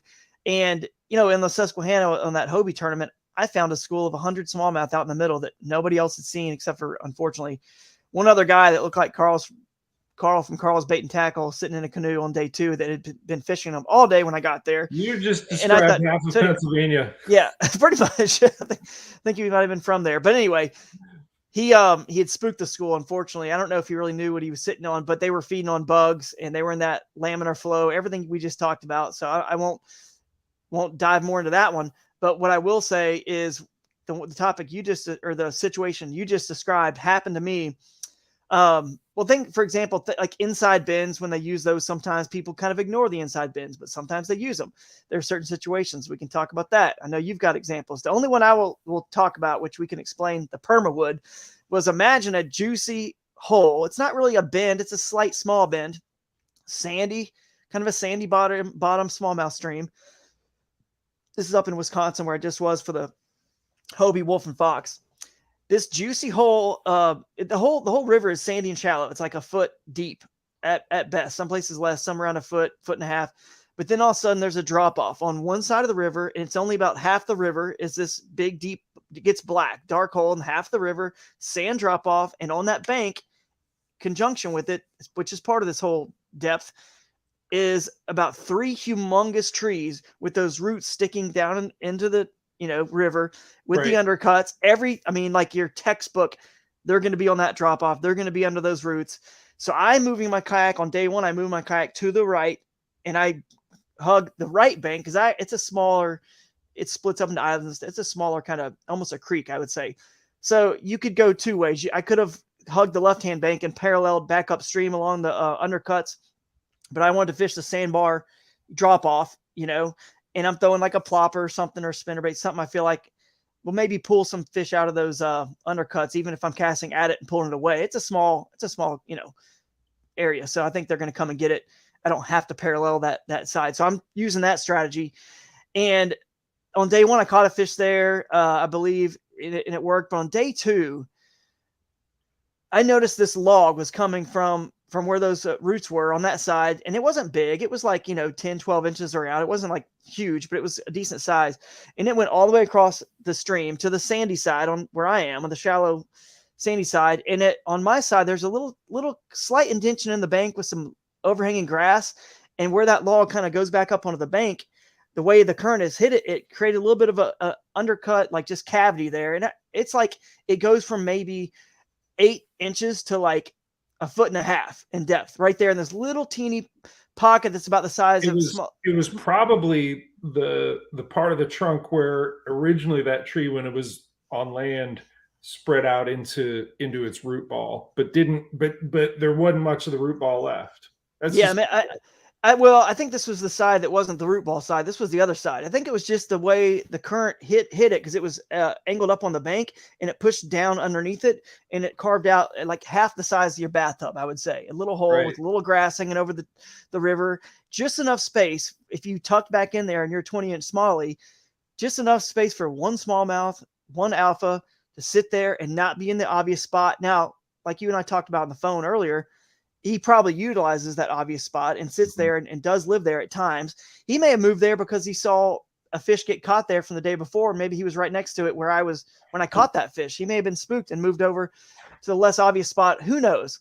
But I threw a fit at the last minute. I remembered that hole was there, and I, of course, didn't see a fish there, didn't think twice about it the day before. I make a quick cast over there just because I'm about to float right into it. I was a little too close. And of course, right when I throw in there and pull that Sling Blades Z-Man spinnerbait out, it comes out of that little hole and swipes at that bait. And it was every bit of 19, 20 inches. And it didn't get the hook. And I didn't have that fish on day 2, which I needed big time. But it wasn't the obvious spot. It was the non-obvious spot. And a lot of times my biggest fish have come from those spots. And I know this is going to confuse people now because you're saying, well, now I got to fish the whole entire river. I got to make a cast everywhere. I can't ever just, no, that's not what I'm saying. That's the sort of intuition that comes with many, many years on the, on the water that you have to say, I didn't do this last time. I need to hit that, and having your head right so that you listen to that little voice that says, what about this? That tells you those places where, obviously on one side, it's obvious. And it's like, yes, most of the fish are here. Right. But the biggest fish was over here, and that's common in terms of finding the biggest fish. Yeah, you have those spots and you pull and you're like, yeah, there's 3 of them that are big, and that one, there's a 19 and a half, a 20 even, and that one's 21 plus. Sure, you see those, but a lot of the, I would say, the biggest fish that I've seen in a section, biggest for whatever body of water it's in, whatever size river, I just see that one. He's solo. He's by himself. He's broke off from the pack, and he's on his own, and he's in places that it's a head scratcher, because we, in practice, in learning these rivers, we get a lot of positive reinforcement where most fish are. Where the biggest are, it's different. It is different. Yeah, it is different, and I don't think it's anything that I can teach directly on a video, a podcast, or by writing a book. But you had a blip of that in your head that said, most of the fish are there, but I need to put one cast there. And it's time on the water. And I know it's not a very satisfying answer for folks, but take this away from it. If you think, hey, they should be here, but whoa, listen to that. But I really want to cast over here and I don't know why. Do that. Do it. Yeah. Do it. Yeah. Do you think that, I think that sometimes they find a little comfort instead of being in the biggest, deepest holes. And again, we're not saying that the biggest fish don't use those spots during the year, because they do. But I think that certain times of the year, especially now in the summer, I feel like they feel a little comfort in being tucked into a single fish spot instead of a deep hole where all the other fish are. And for whatever reason, they feel comfort. Like this fish just was comforted in the fact that there was a clay bank around him, and he had grass hanging over it, and this one small log, like I said, 12 inches around, that only he could be there and nothing is behind him. I mean, he knows where everything is and where everything's going to happen. He feels safe. I just felt like they're just comfortable. And the only way I can describe, because like you said, you almost have to be on the water with a client or someone you're guiding or a friend, and have them see where it was to sort of teach it. But in the summer, in these situations, the only way I can describe it is this: there's still deep water nearby. So there's still a good hole fairly close. Yes. It's the obvious spot. Yep. So I did a video recently on connected versus isolated water. And by that, I mean, right. What do I mean? I know what you mean. But when rivers get low and you have those longer pools, which represent a long hunting range, if a fish lives there, that's where they want to be. They don't want to be in these segmented, short little, like, okay, you can cast from one end to the other and it's sealed off with a riffle here and a riffle there. If you have, if you have rapid succession of shoals that yeah, they may have 7-8 feet in between, but if they can't run, you know, more than 100 yards in either direction, and even that can hold your 15 and 16. 100 Yeah. yard long pool in certain rivers is could be the longer section, but I Right. mean It's all relative, right? it is relative. Like it could What be you 15, want, 20 yards for somebody yeah, else in a what smaller you creek, want but yeah, are those pools that, like, if you're in a regular kayak, you're not going to run aground anywhere, right. and you're going to do a half mile or more. Right. It's If a you got safe it's that, and it's not a totally low gradient river, that represents a large hunting range, and the yeah, heads and the tails of that. or primo. And it's Yeah, a summer and a winter spot. Those are summer and winter spots. That's yes, they what's are. cool. They're like reciprocal. I did an Um, illustration at the end of the video, and I think it was the video was. It took me 20 years to figure this out, or something like that. But it is isolated or connected water, and I always when I'm coming through those segmented, like, shoal, and I think of, okay, this looks like there's another shoal right there, but wait, on this side it's opened, and it's right. smooth, leading to way down there. That's all smooth and unbroken. Exactly. Broken. So That's the I word. think that this may be another segmented, isolated water, but because this area over here is open to that longer half-mile long pool head, oh no, that's the head of a really Right. long pool. And that's the stuff where people drift over and they're like, oh my God, there he is. I haven't seen anything Exactly. in half a mile because it's been shoal, riffle. I have to say Right. that because we have both Southerners and Northerners watching. But Yeah. you have a series of Yep. isolated water, and the first example of it, that's the head of it, sometimes looks like another example of isolated water, but it's the head. It's the head Right. of a long connected water pool. and Exactly. and experience teaches you that, but you have to think about it. And if folks were to, go watch that video, it's recent. I think I put it up maybe a week or so ago. Took me 20 years to figure this out. I get the Sharpie out and I draw it. I draw Right. examples and then there's the on the water teaching, hey, I'm in a connected pool, or okay, now I'm moving back into a bunch of isolated water. Yeah. In the winter I'm time, not it's I'm yeah, on.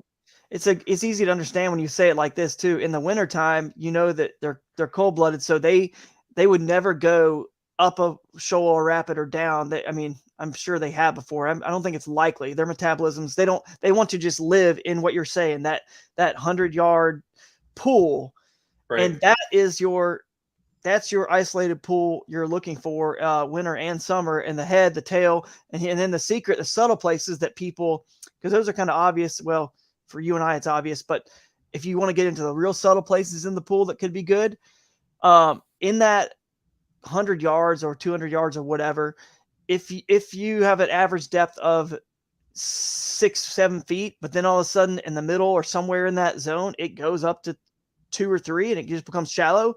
Guess what? That's your pinch point. That's your current. And Yeah. they're going to be sitting there behind it, just kind of chilling, or on the top front side of it. It's a subtle spot that most people they start fishing the deep, long straightaway or whatever. And they think, well, I'm just going to fish the heads, the tails, and there's just nothing in here. And maybe they fish the wood on the bank. So But in that video, I talked very heavily about the heads and the tails, and I wasn't quite sure how to enunciate those mid pool features, but right, that is important, and it's something I was like, I don't know how to show this. It doesn't seal it off. It keeps it right, connected water. The top part of the pool and the bottom part of the pool are still connected, but there is right. that it comes up and comes close to the surface and goes back down. And there's the accelerating water that That's doesn't right. totally pinch off, but then it goes back into deep. Those mid pool, infrequently they're ledges, but sometimes it's just a gravel bar or something. Um, that Yeah, ultimately what you're doing is you're reading current. You're reading subtle little things on the surface that say, and it's hard to do when the wind is blowing. When the wind is not blowing, and you have to make those long casts, but you can visually assess it. And you know, I guarantee you, when you were talking, Drew, about like when you're fishing the buzz bait, you don't always just look at the buzz bait. Look around, and I Mm-hmm. guarantee you, you're looking at current. You're looking for subtle little features that say, "Hey, it's all slick here until right there, and something's different there, and it Mm-hmm. goes from one bank to the other. What's down there?" Well, in the case, up in Wisconsin, it was that log, and Right. it was worth it was That's worth right. that cast. And normally, you're right. The log would normally, let's say you're on the shallow side of the river and it's a sandy river. Usually, it's that root ball that gets that deeper undercut around it from the current. And if you're on the shallow, the weak side of the river, as we like to call it, even those holes there will be deep enough to hold a good fish. And sometimes they want the current flow on that side is just what they prefer or whatever. But either way, it's like it's that small, safer little pocket for them to tuck into. It's not the big obvious spot from other that anglers would hit. Maybe the pressure has pushed them over there for whatever reason. But the best way I can describe it is like I was saying, that the deep water's nearby, and your example of the 100-yard pool. My example in the smaller stream is just the fact that, dude, that sandbar dropped off and it was a dark black hole. Now, granted, this is isolated from because it got shallow again after this hole. It's just 20 yards, maybe 20, 30 yards of, I'd say, good depth, where the average depth of this area was a foot and a half.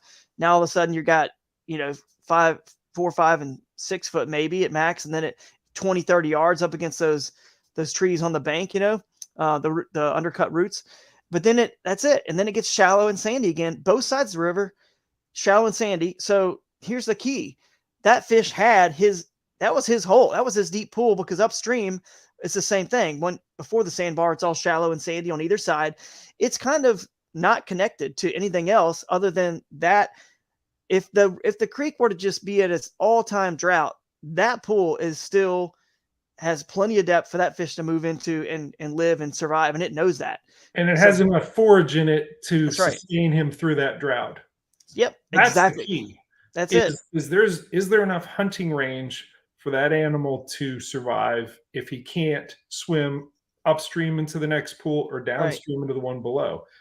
That's probably distilling it as much as I can. Yeah, and Does exactly. that fish if there's going to be a big fish in there and you have a drought condition and he's like, here I am, is it enough hunting range to continue to sustain that animal Yep.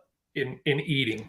That's right. And they know, it's crazy that they do know they can go a long time without a real big meal and survive. So and I always say to people, when you're looking and scouting which size rivers and creeks are good enough for a tournament, for example, to hold any big fish, it's, if they always say like, oh, the fish can get bigger in the bigger ocean. Well, the size of the river, the creek is the drought. Look at it. That is really what can sustain that river or creek. When you can see it on Google Earth Pro, like we talked about, and its lowest point, do you still see any holes of any depth? And if you do, then it still can hold some pretty good fish, because that's kind of the size of their But aquarium, if you as you will. go smaller, you're going to have to plan longer floats, Yeah, longer distances, and string together enough of, that's right. there's a big fish in this pool, there's maybe one or two in this. To get to the alphas. Yeah, You it's can't, true. on small water, you can't park on a pool and think that you're going to extract, Oh no. a bunch of 17, 18, and 19-inch fish. It's going to be a couple if it's big enough. Do you have a rule of thumb, Drew, or a general sense of looking at the average CFS for a section to say that might be too small to rely upon it to get? I mean, what's that number? Is there a Well, number that there's not a you look number. at the average cubic feet per second of a stream flow gauge to determine before you even go, Right. hey, is this No, I don't. There's not worth a my number. time? Is it There's not worth a my number. scouting? Here's why. I CFS, I feel like, is a very good thing to look at if you consistently go to the same river, because then it means something. Because CFS, whatever number you're looking at, 10,000 or whatever, is not the same on X Creek as it is on the Susquehanna River. It could be a trickle on the Susquehanna River, but that same number on some creek, it's a flood. So it's hard to equate that. But what I do look at, I look at the CFS to see the median flow, little triangle symbol in the USGS gauges, because if you're at median or slightly above, or you're obviously below, it's probably safe to get on. If it's above median, it's probably a little bit murky, a little stained, a little swifter. And then if it's, well below, it's probably clear, and then you go to your Google Earth Pro and can look and see times when the water is higher, when it's lower, and kind of can get a feel. But either way, to answer your question, mine is basically, I can look more on satellite imagery and look and see like, okay, at his lowest point, are there deep enough holes to hold any good, good sized fish? And so instead of a number, I just kind of can just see by visually like, okay, it doesn't mean they're there. And again, we're talking sometimes tournaments, sometimes not, whatever you want to do, however you fish, just take it as you will. But like, there are certain sizes that I just kind of feel in my head, like that creek probably has bass in it. It's probably a ton of fun. I would love to go catch them, but I'm trying to find fish that are going to compete against the fish in the main lake that the other guys are going to be catching. And that's not the same as a fun fishing trip and tournament. It's a little different, but right. But anyway, you definitely have to find those spots in these deep pools in the summer when it's low like this. That what I found on this, and many trips I've seen this, is when the deep water is nearby and the quote unquote obvious spots are nearby, they will be somewhere upstream or downstream of the obvious spot. It's not, insanely shallow. Like there's no reason for them to be in 4 inches of water, 5 inches of water. Obviously they're not there. They're still going to be in somewhere in between the 4 inches of water and your deep obvious pool. It's like exactly what we talked about. And here's what's key: when the water, when it's summertime, you got those deep holes, the deeper holes, and you got low flows. It's kind of like slow. I won't say stagnant necessarily, but it's just kind of like, it's not positioning anything. They don't like it. It's not maybe the current they want to just sit there, like you said, that let the oxygen go through their gills. Yeah. I found them, and here's the secret. This is the best way I can describe it. They're, like I said, upstream or downstream of the most obvious spot, in a spot that is now kind of obvious to me since I've done this long enough.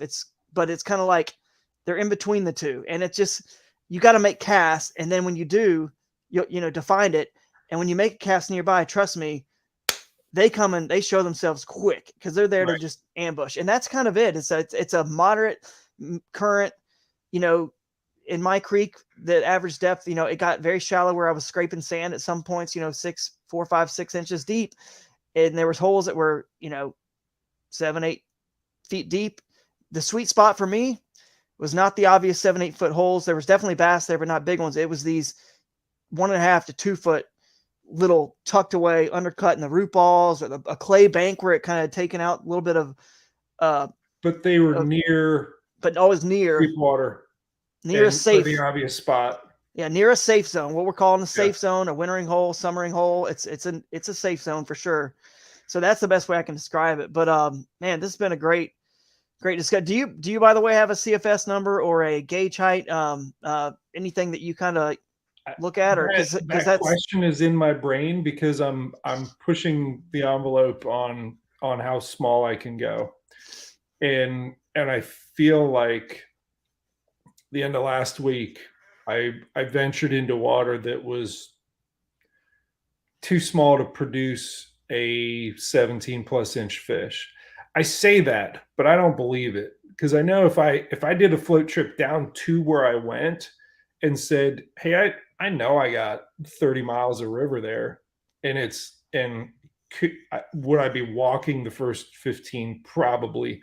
But the lower 15 at a certain level where I wouldn't, I could stay in the kayak if it's a higher level and I just chuck a spinnerbait at anything that comes at me. I know I'm going to catch some 18s and 19s up there, but it's going to be one in like 5 miles. Yeah. And that happens. I mean, I know that happens because I've done it for so long. When does it become worth it for a tournament? I don't know. You need 5. Yeah, 5 big ones. But I've also been in water so small that you're like, I'm not in a tournament, but man, I just caught a 19 3/4 out of a creek that I could pee across.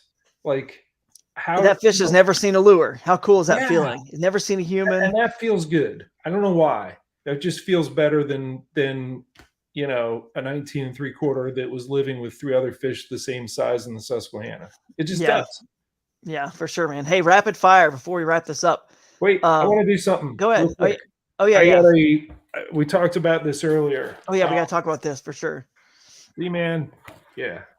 So what I have here, this is a box full of Z-Man prize packages for it's a Native Watercraft Big Bass Power Hour. It's on October 8th. And Z-Man was really generous and sent me a bunch of stuff I asked for. I'm like, this is all the stuff I want. I got 27 different prize packs here, along with some other stuff. I know Delaware Power Sports and Blue Mountain Outfitters and Yak Attack is sending me one of their new black packs in tan as a prize package. But what I've done is I've packaged together a soft plastic, and in this case, it's a diesel minnow in redfish toad with a jackhammer that's the golden shiner. This is one of my go-tos on the Susquehanna.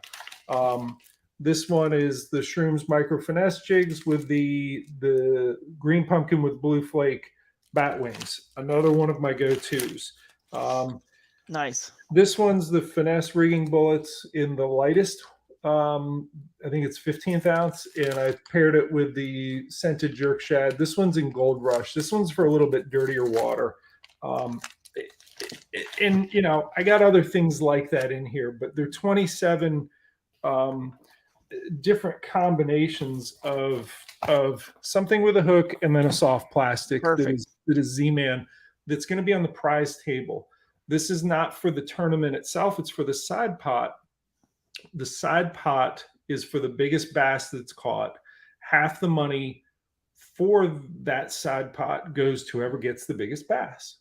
But then the other half goes to the lower Susquehanna riverkeeper. And Ted he's the riverkeeper. He's the one who, if I'm out there and I see some idiot like taking his backhoe and dumping topsoil because he's redoing his campground and it's dumping a plume of mud onto hey, 20 yards downstream there's some smallmouth beds.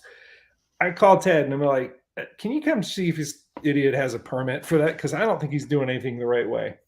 A riverkeeper is someone whose full-time job it is to protect the river, whatever that entails. And if they see something that is degrading the water quality or somehow hurting our fishery, he holds people accountable.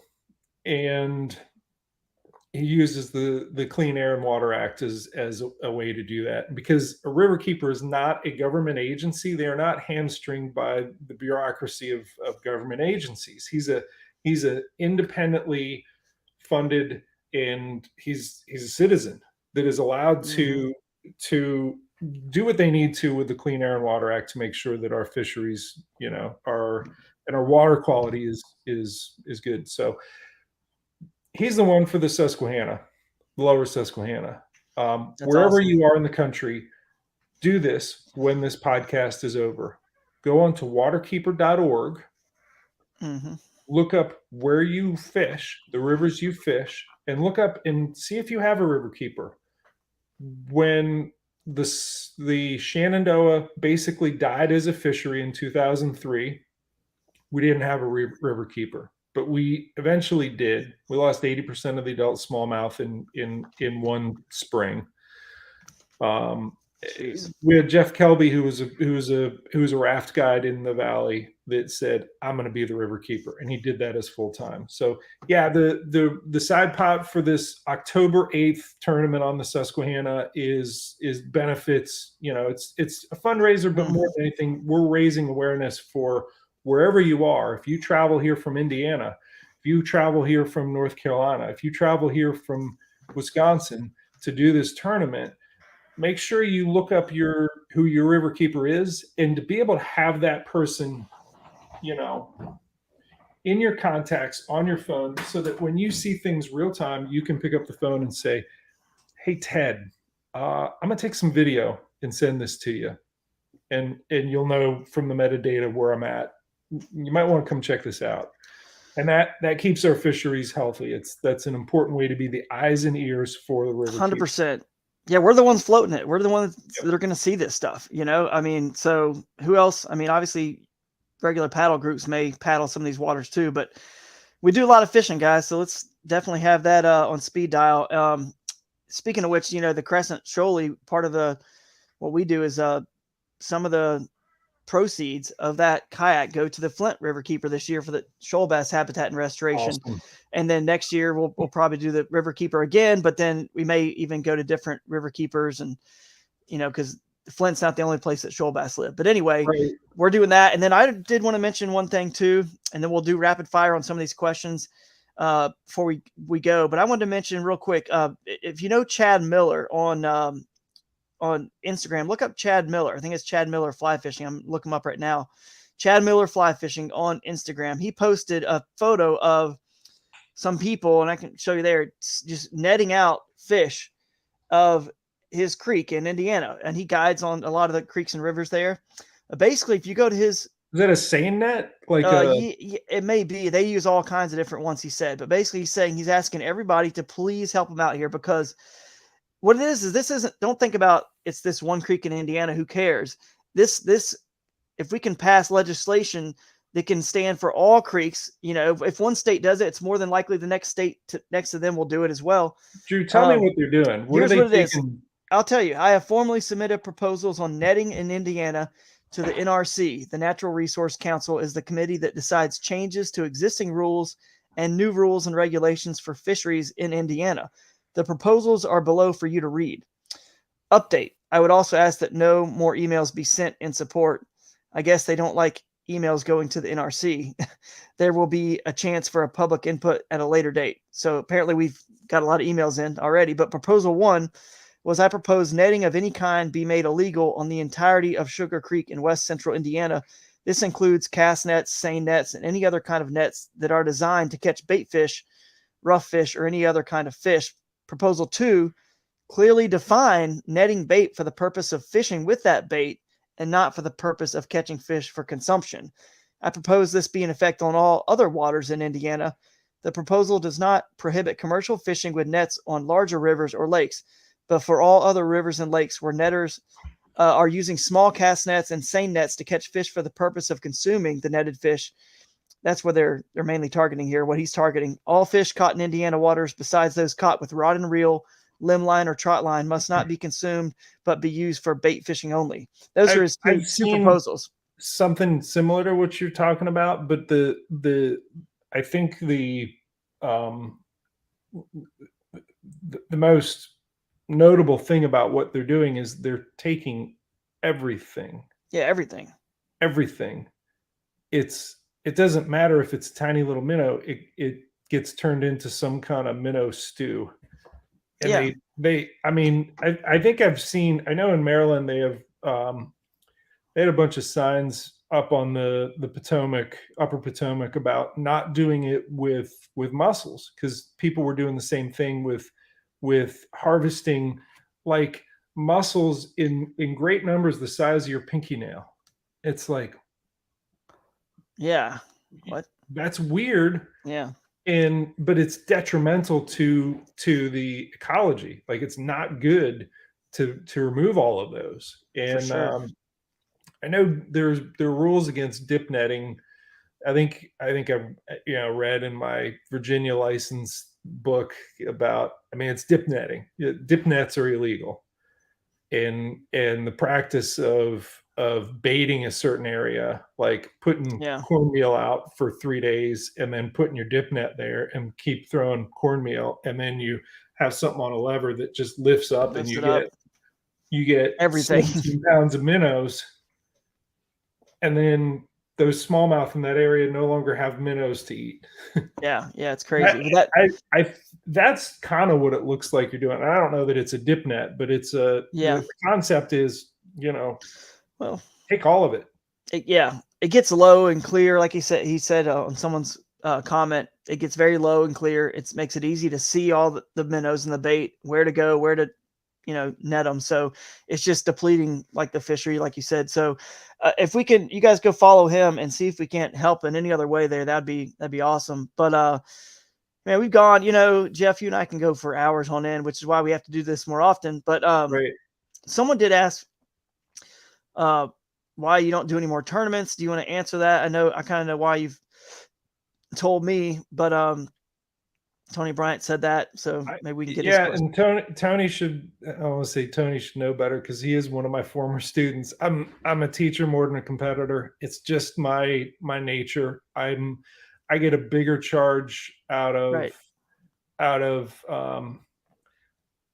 learning and then passing on the knowledge. And I think you can do both. And Drew, you do both. You teach and compete. I don't know. It's just how I'm wired. I mean, I'll do some here and there. I think the last one I did was a striper tournament up in New England last summer, Yeah. and I was there supporting one of my dealers. I know there's a lot of people that look at it and say, "Man, you would do so good," and I'm like, "Yeah, it's just not how I'm wired." Yeah, exactly. You're just not wired that way. I'm teaching, and I do a little. I'll do more teaching. I do it a different way. I encourage everyone to go subscribe to Jeff's YouTube channel because he posts stuff that I don't want him to post, but he posts it. And little tips and secrets all the time that I do. And I teach anybody who has, hired me as a guide or a teacher, if you will, coach, which many guys have. And I'm going to be doing more of that virtual lessons this winter, by the way. So I know I've teased that, but we're going to have it where multiple people can come on here in a private, group chat like this, live stream, if you will. And then there's going to be lessons where it's not too many people, so it's not overloaded. It's like a small class, like 5 people at a time or something. Anyway, I want to teach more in that way, and it gives me this small group of people that aren't also competing in the national level events. They're kind of learning at the beginning. So I'm not teaching like everybody all my tips and secrets, but I also like to give enough general stuff out there like we've done on this podcast today where people, follow along and can at least learn something. I'm not trying to hold everything back, but I definitely hold some stuff back, and you don't, which is why I encourage people to go tune into to what you're doing. Plus, you just have funny though is time to do it. that I've learned, and a lot of this is some of the discussions I've had with Chad about it, and he has amazing YouTube channel growth, and mine is pretty modest. Like I'm fairly niche in terms of. Like I have I'm closing in on 6,000 subscribers, and I've released 222 videos in the last 365 days. I work at it, and I provide that higher level stuff. And I think there is still such a need for those building block lessons, like how to do a float trip or how to buy a kayak. That I got to come back and do more of those kayak fishing basics kind of stuff. I could do those. I just don't want to give away the juice. Well, to everybody publicly. But a lot of the river smallmouth stuff that I do is higher level. And I think if somebody's only been doing it since, the last 18 months and I talk about laminar flow, they're like, and they glaze over and don't come back. Yeah, or don't have the casting accuracy while moving down a river in current to hit that spot that's 12 by 12 inches to be able to get that bite. That's the stuff I do know that kind of protects me a little bit still. If you because you can teach people stuff all day long, but if they can't make that cast, it's just that's very important. The physical and the coordination, athletic component of this is very, very, very big to be able to do what you and I do. We can talk about it all day long. I can tell you right where they are, but I go down the river with people and they just don't have that experience, which they will over time. They'll get it. So that's a rapid fire question answered. We already answered this one sort of pre-fishing. What do you look for in deciding what creek to fish? Well, I look for the creek at its lowest point, and if it still has deep enough water, and just experience is the only way I know this, which holes are quote unquote deep enough to have a fish that could be a size that could be potentially worthy of a tournament fish. Then I go and scout those quickly as I can. So we kind of answered that one. But yeah, this is, and then there was a couple, it was, here we go. I got to go all the way down now. This one, I would say, yeah, potentially for sure. I mean, will the Tennessee River or Cumberland River or tributaries play in the KBFNC? Absolutely. They potentially play. The beauty of kayak fishing is they potentially play in. This is like a question you could put it across the board in any tournament. They potentially can play. The best river anglers, the best bank lake anglers, and shallow water bank anglers, and dock skippers and people like that, and offshore anglers. The best in all those three categories of fishing a lake or body of water, I should say, could win on any given day. And for sure they can play. I mean, it's just a matter of, at that point, executing. Will the person who finds this giant school in Kentucky Lake execute better than you? They may be on a school of fish that's 200 and you might have an out, alpha every mile or two. Yeah, go ahead. Because it's fall, lower likelihood of rivers playing in compared to if it was spring. Yeah. Spring, I think a lot of these fish run up into rivers in concentrations of big fish for for spawning locations. Yeah, for sure. I mean, the water level goes up, and they know when it goes up, it stays there for a while. So their aquarium just got bigger, and they can feel that, and they can move up there. Of course, smallmouth, some of them do run up these tributaries to spawn, so that gives you an extra push. But having said that, yeah, maybe the smaller places will not play, but the Duck River, the Buffalo River, they are full of water volume. Just to name a couple, I don't want to they're huge rivers. So they have big smallmouth that are residents and largemouth that live there year round. So could they play? Sure. I mean, you can find, I'm sure, tournament results for the Duck River, the jet boat and the boat tournaments they have on that river. It's a big river. So that it could play. You just got to, again, execute. So maybe there's not as many tribs that'll play like you're saying, Jeff, but maybe it's still possible. And then the last one, let's see, there's one more. This question I want to quickly, again, we're rapid firing here because I want to get to them all before we're done, because then I'm probably never going to go back and comment and type it in. But this says river levels are obviously volatile. If you have stable conditions below median, followed by a spike in CFS, do you like fishing the conditions on the drop after the spike, or better to normalize again? I realize 110 CFS isn't much. Do you want to quickly rapid fire that question? Minute or two? I'm happier fishing it as it's rising. The best, one of the best days I've had fishing was actually after it peaked, but it was still high, and it was still they were still chewing, right? It was a big enough river. Some rivers, if they're smaller, once it peaks, everything's muddy. And if it's one of these, and I'll just say the Rappahannock is an example of one of those rivers that if you catch it on the rise is going to be really good. But once it's high and everything's muddy, they're not as in tune with their lateral line as, say, a Susquehanna smallmouth that lives in a river that's going to stay up and muddy for a long time. Oh, wow. So they're in tune with their lateral line much more than being visual eaters. It's different on different size rivers. What is most important, and that really good day that I was talking about was on the Susquehanna River, and it was up and muddy, and it was post peak. I would not want to fish the Rappahannock while it's still high in post peak. I would only want to fish it because it's a smaller river when it's charging up, and when you do that, lights out.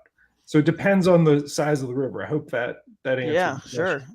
And it could also, once it hits March, April, when it's, good, moving water, baits, and the fish are higher metabolisms all the way till the fall. I mean, you have what you could prefer or not prefer. And obviously you just got to go when you go. And here's what I'll say. The only thing that changes when the river goes up and down and all that, it just changes where they're positioned. And sure, and it brings in some new nutrients, and it may position them. They may feed a little bit better when there's some more current. But we've just talked about the fact that those subtle places earlier we talked about in the summer, like on the Susquehanna or any river where it's just this laminar flow, it's calm. it just changes where the fish are Well, holding and what they're doing, and it you can still changes catch where them. they're holding, but it also, I think, higher flow puts them. A It mood. well, Speak. it condenses them Yeah, into, that's okay, right. they're going to be here. That's right. Whereas when it's low, it's like they could be They could be anywhere. anywhere. Right. That's right. It does condense them, so that it So can help we're in more that sense. effective as anglers if we're good at fishing here, Right. because there's Exactly. per volume of water, if we have a bait in there and we know where there is the eddy or whatever it is, um, it just increases Yeah. our proximity of our That's bait right. to more fish. That's That's it. right. Hey, Steve's got a good question here. I'll answer this one, and then I'm trying to catch up, man. They keep asking more questions, and we're never going to leave. But his question was, quick question: do floods wash out smallmouth? Do rivers go through cycles that affect populations?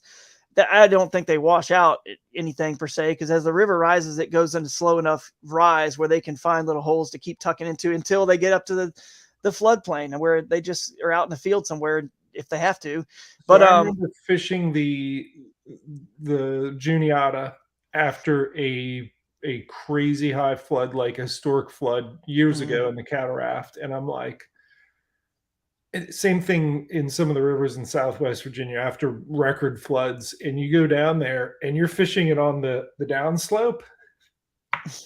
Those fish are fine. yeah, they're You still have there. the river up into the woods, trucking through the trees, wiping Yeah. out people's like cabins and bridges are like, you can't get across that bridge anymore because it washed out the footer. Like bad stuff has happened Yeah, you know what? to, That's right. and then you catch the fish on the backside of it, and you're like, you were stuffed. You did just fine. You Yeah, got up into the woods and started grubbing stuff that you've never had before. that's right. Big You know what's crazy about Steve's question? If you actually think about it, I would argue that almost the opposite. Fish move more upstream during floods. You'll find fish that have gone upstream further because now they can get over that stuff in a very easy way, where before it was a rapid and now it's just a piece of cake. They go by the bank, they're in the field, they go upstream. I've pre-fished places, oxbows that normally aren't connected, that got connected due to a flood. I'm going through the woods to get there, just to get to that spot, and I can barely slide in there before. And it was easier, 100 times easier than what it would have been had it all continued to be channelized. So they probably even go further the opposite direction than down after a flood. And do the rivers go through cycles that affect the populations? Sure, every river goes through cycles based on the spawn, good spawn, failed spawns, whatever. I would say they do. Floods do wipe out spawns. They can ruin a spawn. If Here's you spawn and then it floods the next day, those bait fish those fish Yes. could be, if the mom didn't put them in her mouth and protect them the whole time or whatever, or the I'm dad. I'm not a fisheries biologist, but Yeah, I will make this, angler observation. In years where you have poor spawns, especially in successive years, right? Your population of the number of fish goes way down. But the yeah, few fish that get through, yeah. They get big. those are, yeah, they get They big get because big. they don't have the competition, and their growth rate, I believe, is higher than ones where you have these successful spawns, where you're like, yep, 4 years later, good luck having any piece of soft plastic even hit the bottom of the river because there's a Right. 13, 14-inch fish on it, Everywhere. right? Those are not your cycles, your year classes where, and maybe I'm wrong, but I feel like when I've heard average or not that good of anglers saying, yeah, there ain't no more fish in the river. And I'm just thinking, are you kidding? Like, we're catching more 19 plus inch fish than we ever Right. had. If you go back to when you were happy with it and we were catching, a an 11 to 14 inch smallmouth on every cast that we wanted to with putting a tube in the water, I couldn't catch one over 19 inches. And now I'm on That's the phone exactly. with Jed saying, hey man, got 8 of them over 19, 2 of them were over 20. That only Right. happens in the year classes that you look at statistically. You go back and you're like, yeah, there's this big gap in in successful spawns. Well, some of them got through, and those some that got through, ooh, Yeah, they're good. you have They're this the good biomass ones. that Yeah. like, but I can't reconcile that with the Potomac right now that had, you know, such a long stretch of Oh yeah. poor recruitment that Maryland DNR had to stock smallmouth in the Upper Potomac River a Yeah, couple years ago, that's and maybe crazy. even they've continued it. I'm not sure. Yeah. So Does Jeff have secrets that he doesn't share? LOL. I would say no. He seems to share everything, and it frustrates me sometimes, but he does. So go follow his channel. Um, that's his business model. That's what he's doing, man. So follow it. I'm like the opposite. I'm still want to hold some stuff close to the vest for the tournaments. Um, I knew Tony does say that he knew the answer, by the way. But he does think there's value in seeing you in a tournament setting here or there. And I would say you do go to tournaments at least, and you are a presence there with Torquedo and just being there. But you yeah. may not really fish them. So But here's how the last two questions are related, because yeah, they are. They're absolutely related. That I'm educating, I'm teaching, and I don't have limits on what I will share with someone. The second that I start competing, that gets pulled in. It just does. It's just a natural part of right. of human nature. If I'm competing and I think that, all right, am I going to show this to you? And I know I've done it, and I know I've done it and angered my friends right before a tournament where I say they're eating Goldshiner jackhammers on the grass edges with the diesel minnow, the bait that I just showed. I did a video, a live feed of that combo on grass beds, before the Hobie Bass Open, and everyone was like, what are you doing? Like, friends of mine are like mad at me. Yeah. Would I do that? If I were in that tournament, I probably still would, but I don't know. And Yeah. in value that I'm providing as an educator somewhat gets degraded. It does.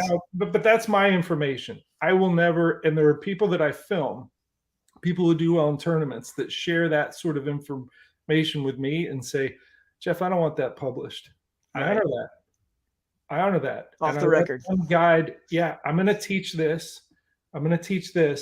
But this, I'll show you, Jeff, but please don't, Yeah. I'm like, that's fine. And it is a privilege that I have, that I get to film with the best in this sport, and they trust me to keep certain information that's theirs, that they're sharing with me.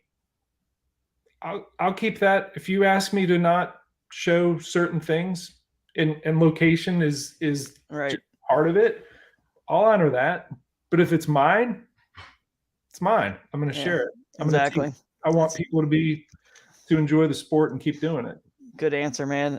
That's true. You want to be the best educator you can. So to do the tournaments it'd be a dilemma, mentally and just ego. You just maybe wouldn't want to give it all away. So you couldn't be the best educator. Right. I get it, man. But Jeff says he just fished the Kings River in Arkansas. A lot of what you just talked about was true on this trip. Whoa, I'm in shock at how you both just broke that down. That's awesome, in all caps. Thank you, Jeff. I assume what you're talking about is the subtle places where the big ones live that are not the obvious spots. So that's cool that we were able to. It's hard to put it in words, but I think we did a good job, Jeff, between you and I both. So anyway, good job on that, man. Good job. Tony Bryant says, Drew, is there a chance the River Bassin series makes a comeback? Not any. No, I don't think so. These tournaments are allowing rivers to be in play. So we're getting our river fix fishing tournaments with it. I know it's not all rivers usually. I mean, even the Hobie, the Susquehanna and the Hobie, Wolf and Fox. I mean, there are some that are purely just rivers. Even Lake Dardanelle is kind of a rivery sort of lake. There's a lot of flow in it. It's a river system, but I don't think that's going to make a comeback anytime soon, but we will be doing some other stuff with that River Bassin brand and name. And I'm excited about that. So stay tuned for that. And then let's see. All right. I think we may have finally caught up with everything. All right. This is Sean's messing with me. He says, be like Jeff, not like Drew. The masses need to know.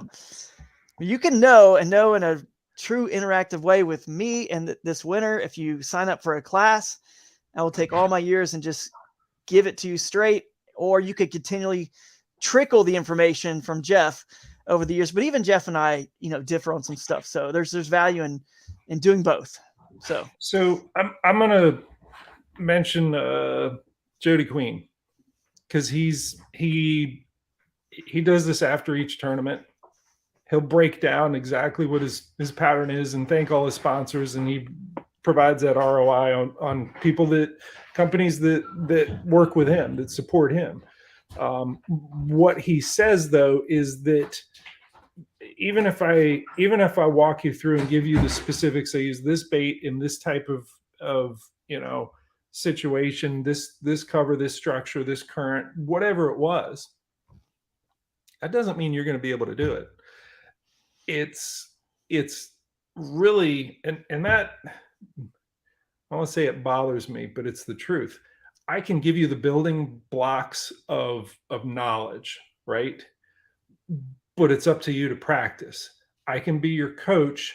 Right. You have to put in the effort. And that's something I try to drive home with each of my, my lessons in the videos. I'm doing all I can to coach you to be a better angler, better kayak angler, better whatever it is that I'm teaching. But it does no good unless you're routinely putting these concepts to use, getting on the water as soon as you can, as much as you can to do it. And I think Jody just feels secure in saying, I could even give you the bait that I'm catching fish on. That doesn't mean you're going to be able to do it. And it's, you got to put in the time on the water. Yes, yeah. Building blocks of knowledge are important. And that's right. We all work as educators because we're not totally selfish. I don't think kayak fishing is selfish at all in general. It's because not. You hear people that are always up on stage at the end of these tournaments, and what are they doing? They're telling people, and I watch it because I film them, and I'm like, ooh, that was like a really healthy spoonful of honesty on what you're going to do to win. And then right. they win. And I listened to him tell 6 different people at the captain's meeting. Mm-hmm. I don't think, for whatever reason, kayak fishing is at the level of, the elites or pros or whatever, bass boat fishing. Like, we're still, I don't know. It's got that community and friendly feel still. It really does for the most part. And nobody owes anybody anything. We don't. That's right. But it still is forthcoming. So it's what makes kayak fishing so great. It's true, man. Well, I'll end on just the last little, I want to always end on some sort of tip. The last thing I will say, just a random tip. This is going to be my new thing. I'm always going to have some little random 1-sentence little tip. The last random tip I will give to you guys today is fish do not have eyelids, and they can see pretty much 360 degrees. And maybe there's about a 10-degree window in front of their face they cannot see. So take that for what it's worth. And that should tell you a few things about, if they're facing this direction, I got to put my bait here or whatever. Sometimes that's true. But anyway, they'll find it, which is why they hit your bait within about the first quarter of the cast. And these warmer water times of year, they may have not been facing that bait. They may have been turned around. They turn, they smash it. And anyway, so take that for what you will. Last little tip there. Anything else to close out the show? And what we got to do it again, Jeff. I appreciate being part of what you're doing, Drew. Yeah, cool, man. We'll get on the water soon, and I'm heading to Dardanelle next week, and I'll be there for the Hobie Bass Open Series. And I'm actually fishing a little small, just local. I haven't fished a local tournament, and I can't even remember, dude. North Carolina, when I lived there. So I think I'm going to fish one Saturday with the Northeast, the Kayak Anglers of Northeast Ohio group. Cool. And we're going to be on the Mahoning River, I believe, and all the reservoirs, those lakes. So there's like 3 or 4 lakes we can fish in the river. I've never even fished any of it. I'm just going in on Saturday blind. I'm going to use my map study tools and just kind of see what happens. I mean, I've hardly even fished Ohio since I've lived here. So this ought to be interesting. If nothing else, I'm going to have a good time with that community like we talked about, and camaraderie with the guys here locally. So I'm looking forward to that. And yeah, man, I guess we'll do it again soon. We definitely need to make it more often, like once a month or every 2 months minimum. I agree. So, I enjoy it. All right, buddy. Drew. Thanks for tuning in, guys, randomly here on a Thursday. We'll catch you later. See you. Don't forget to live in the current. Hashtag live in the current. See ya.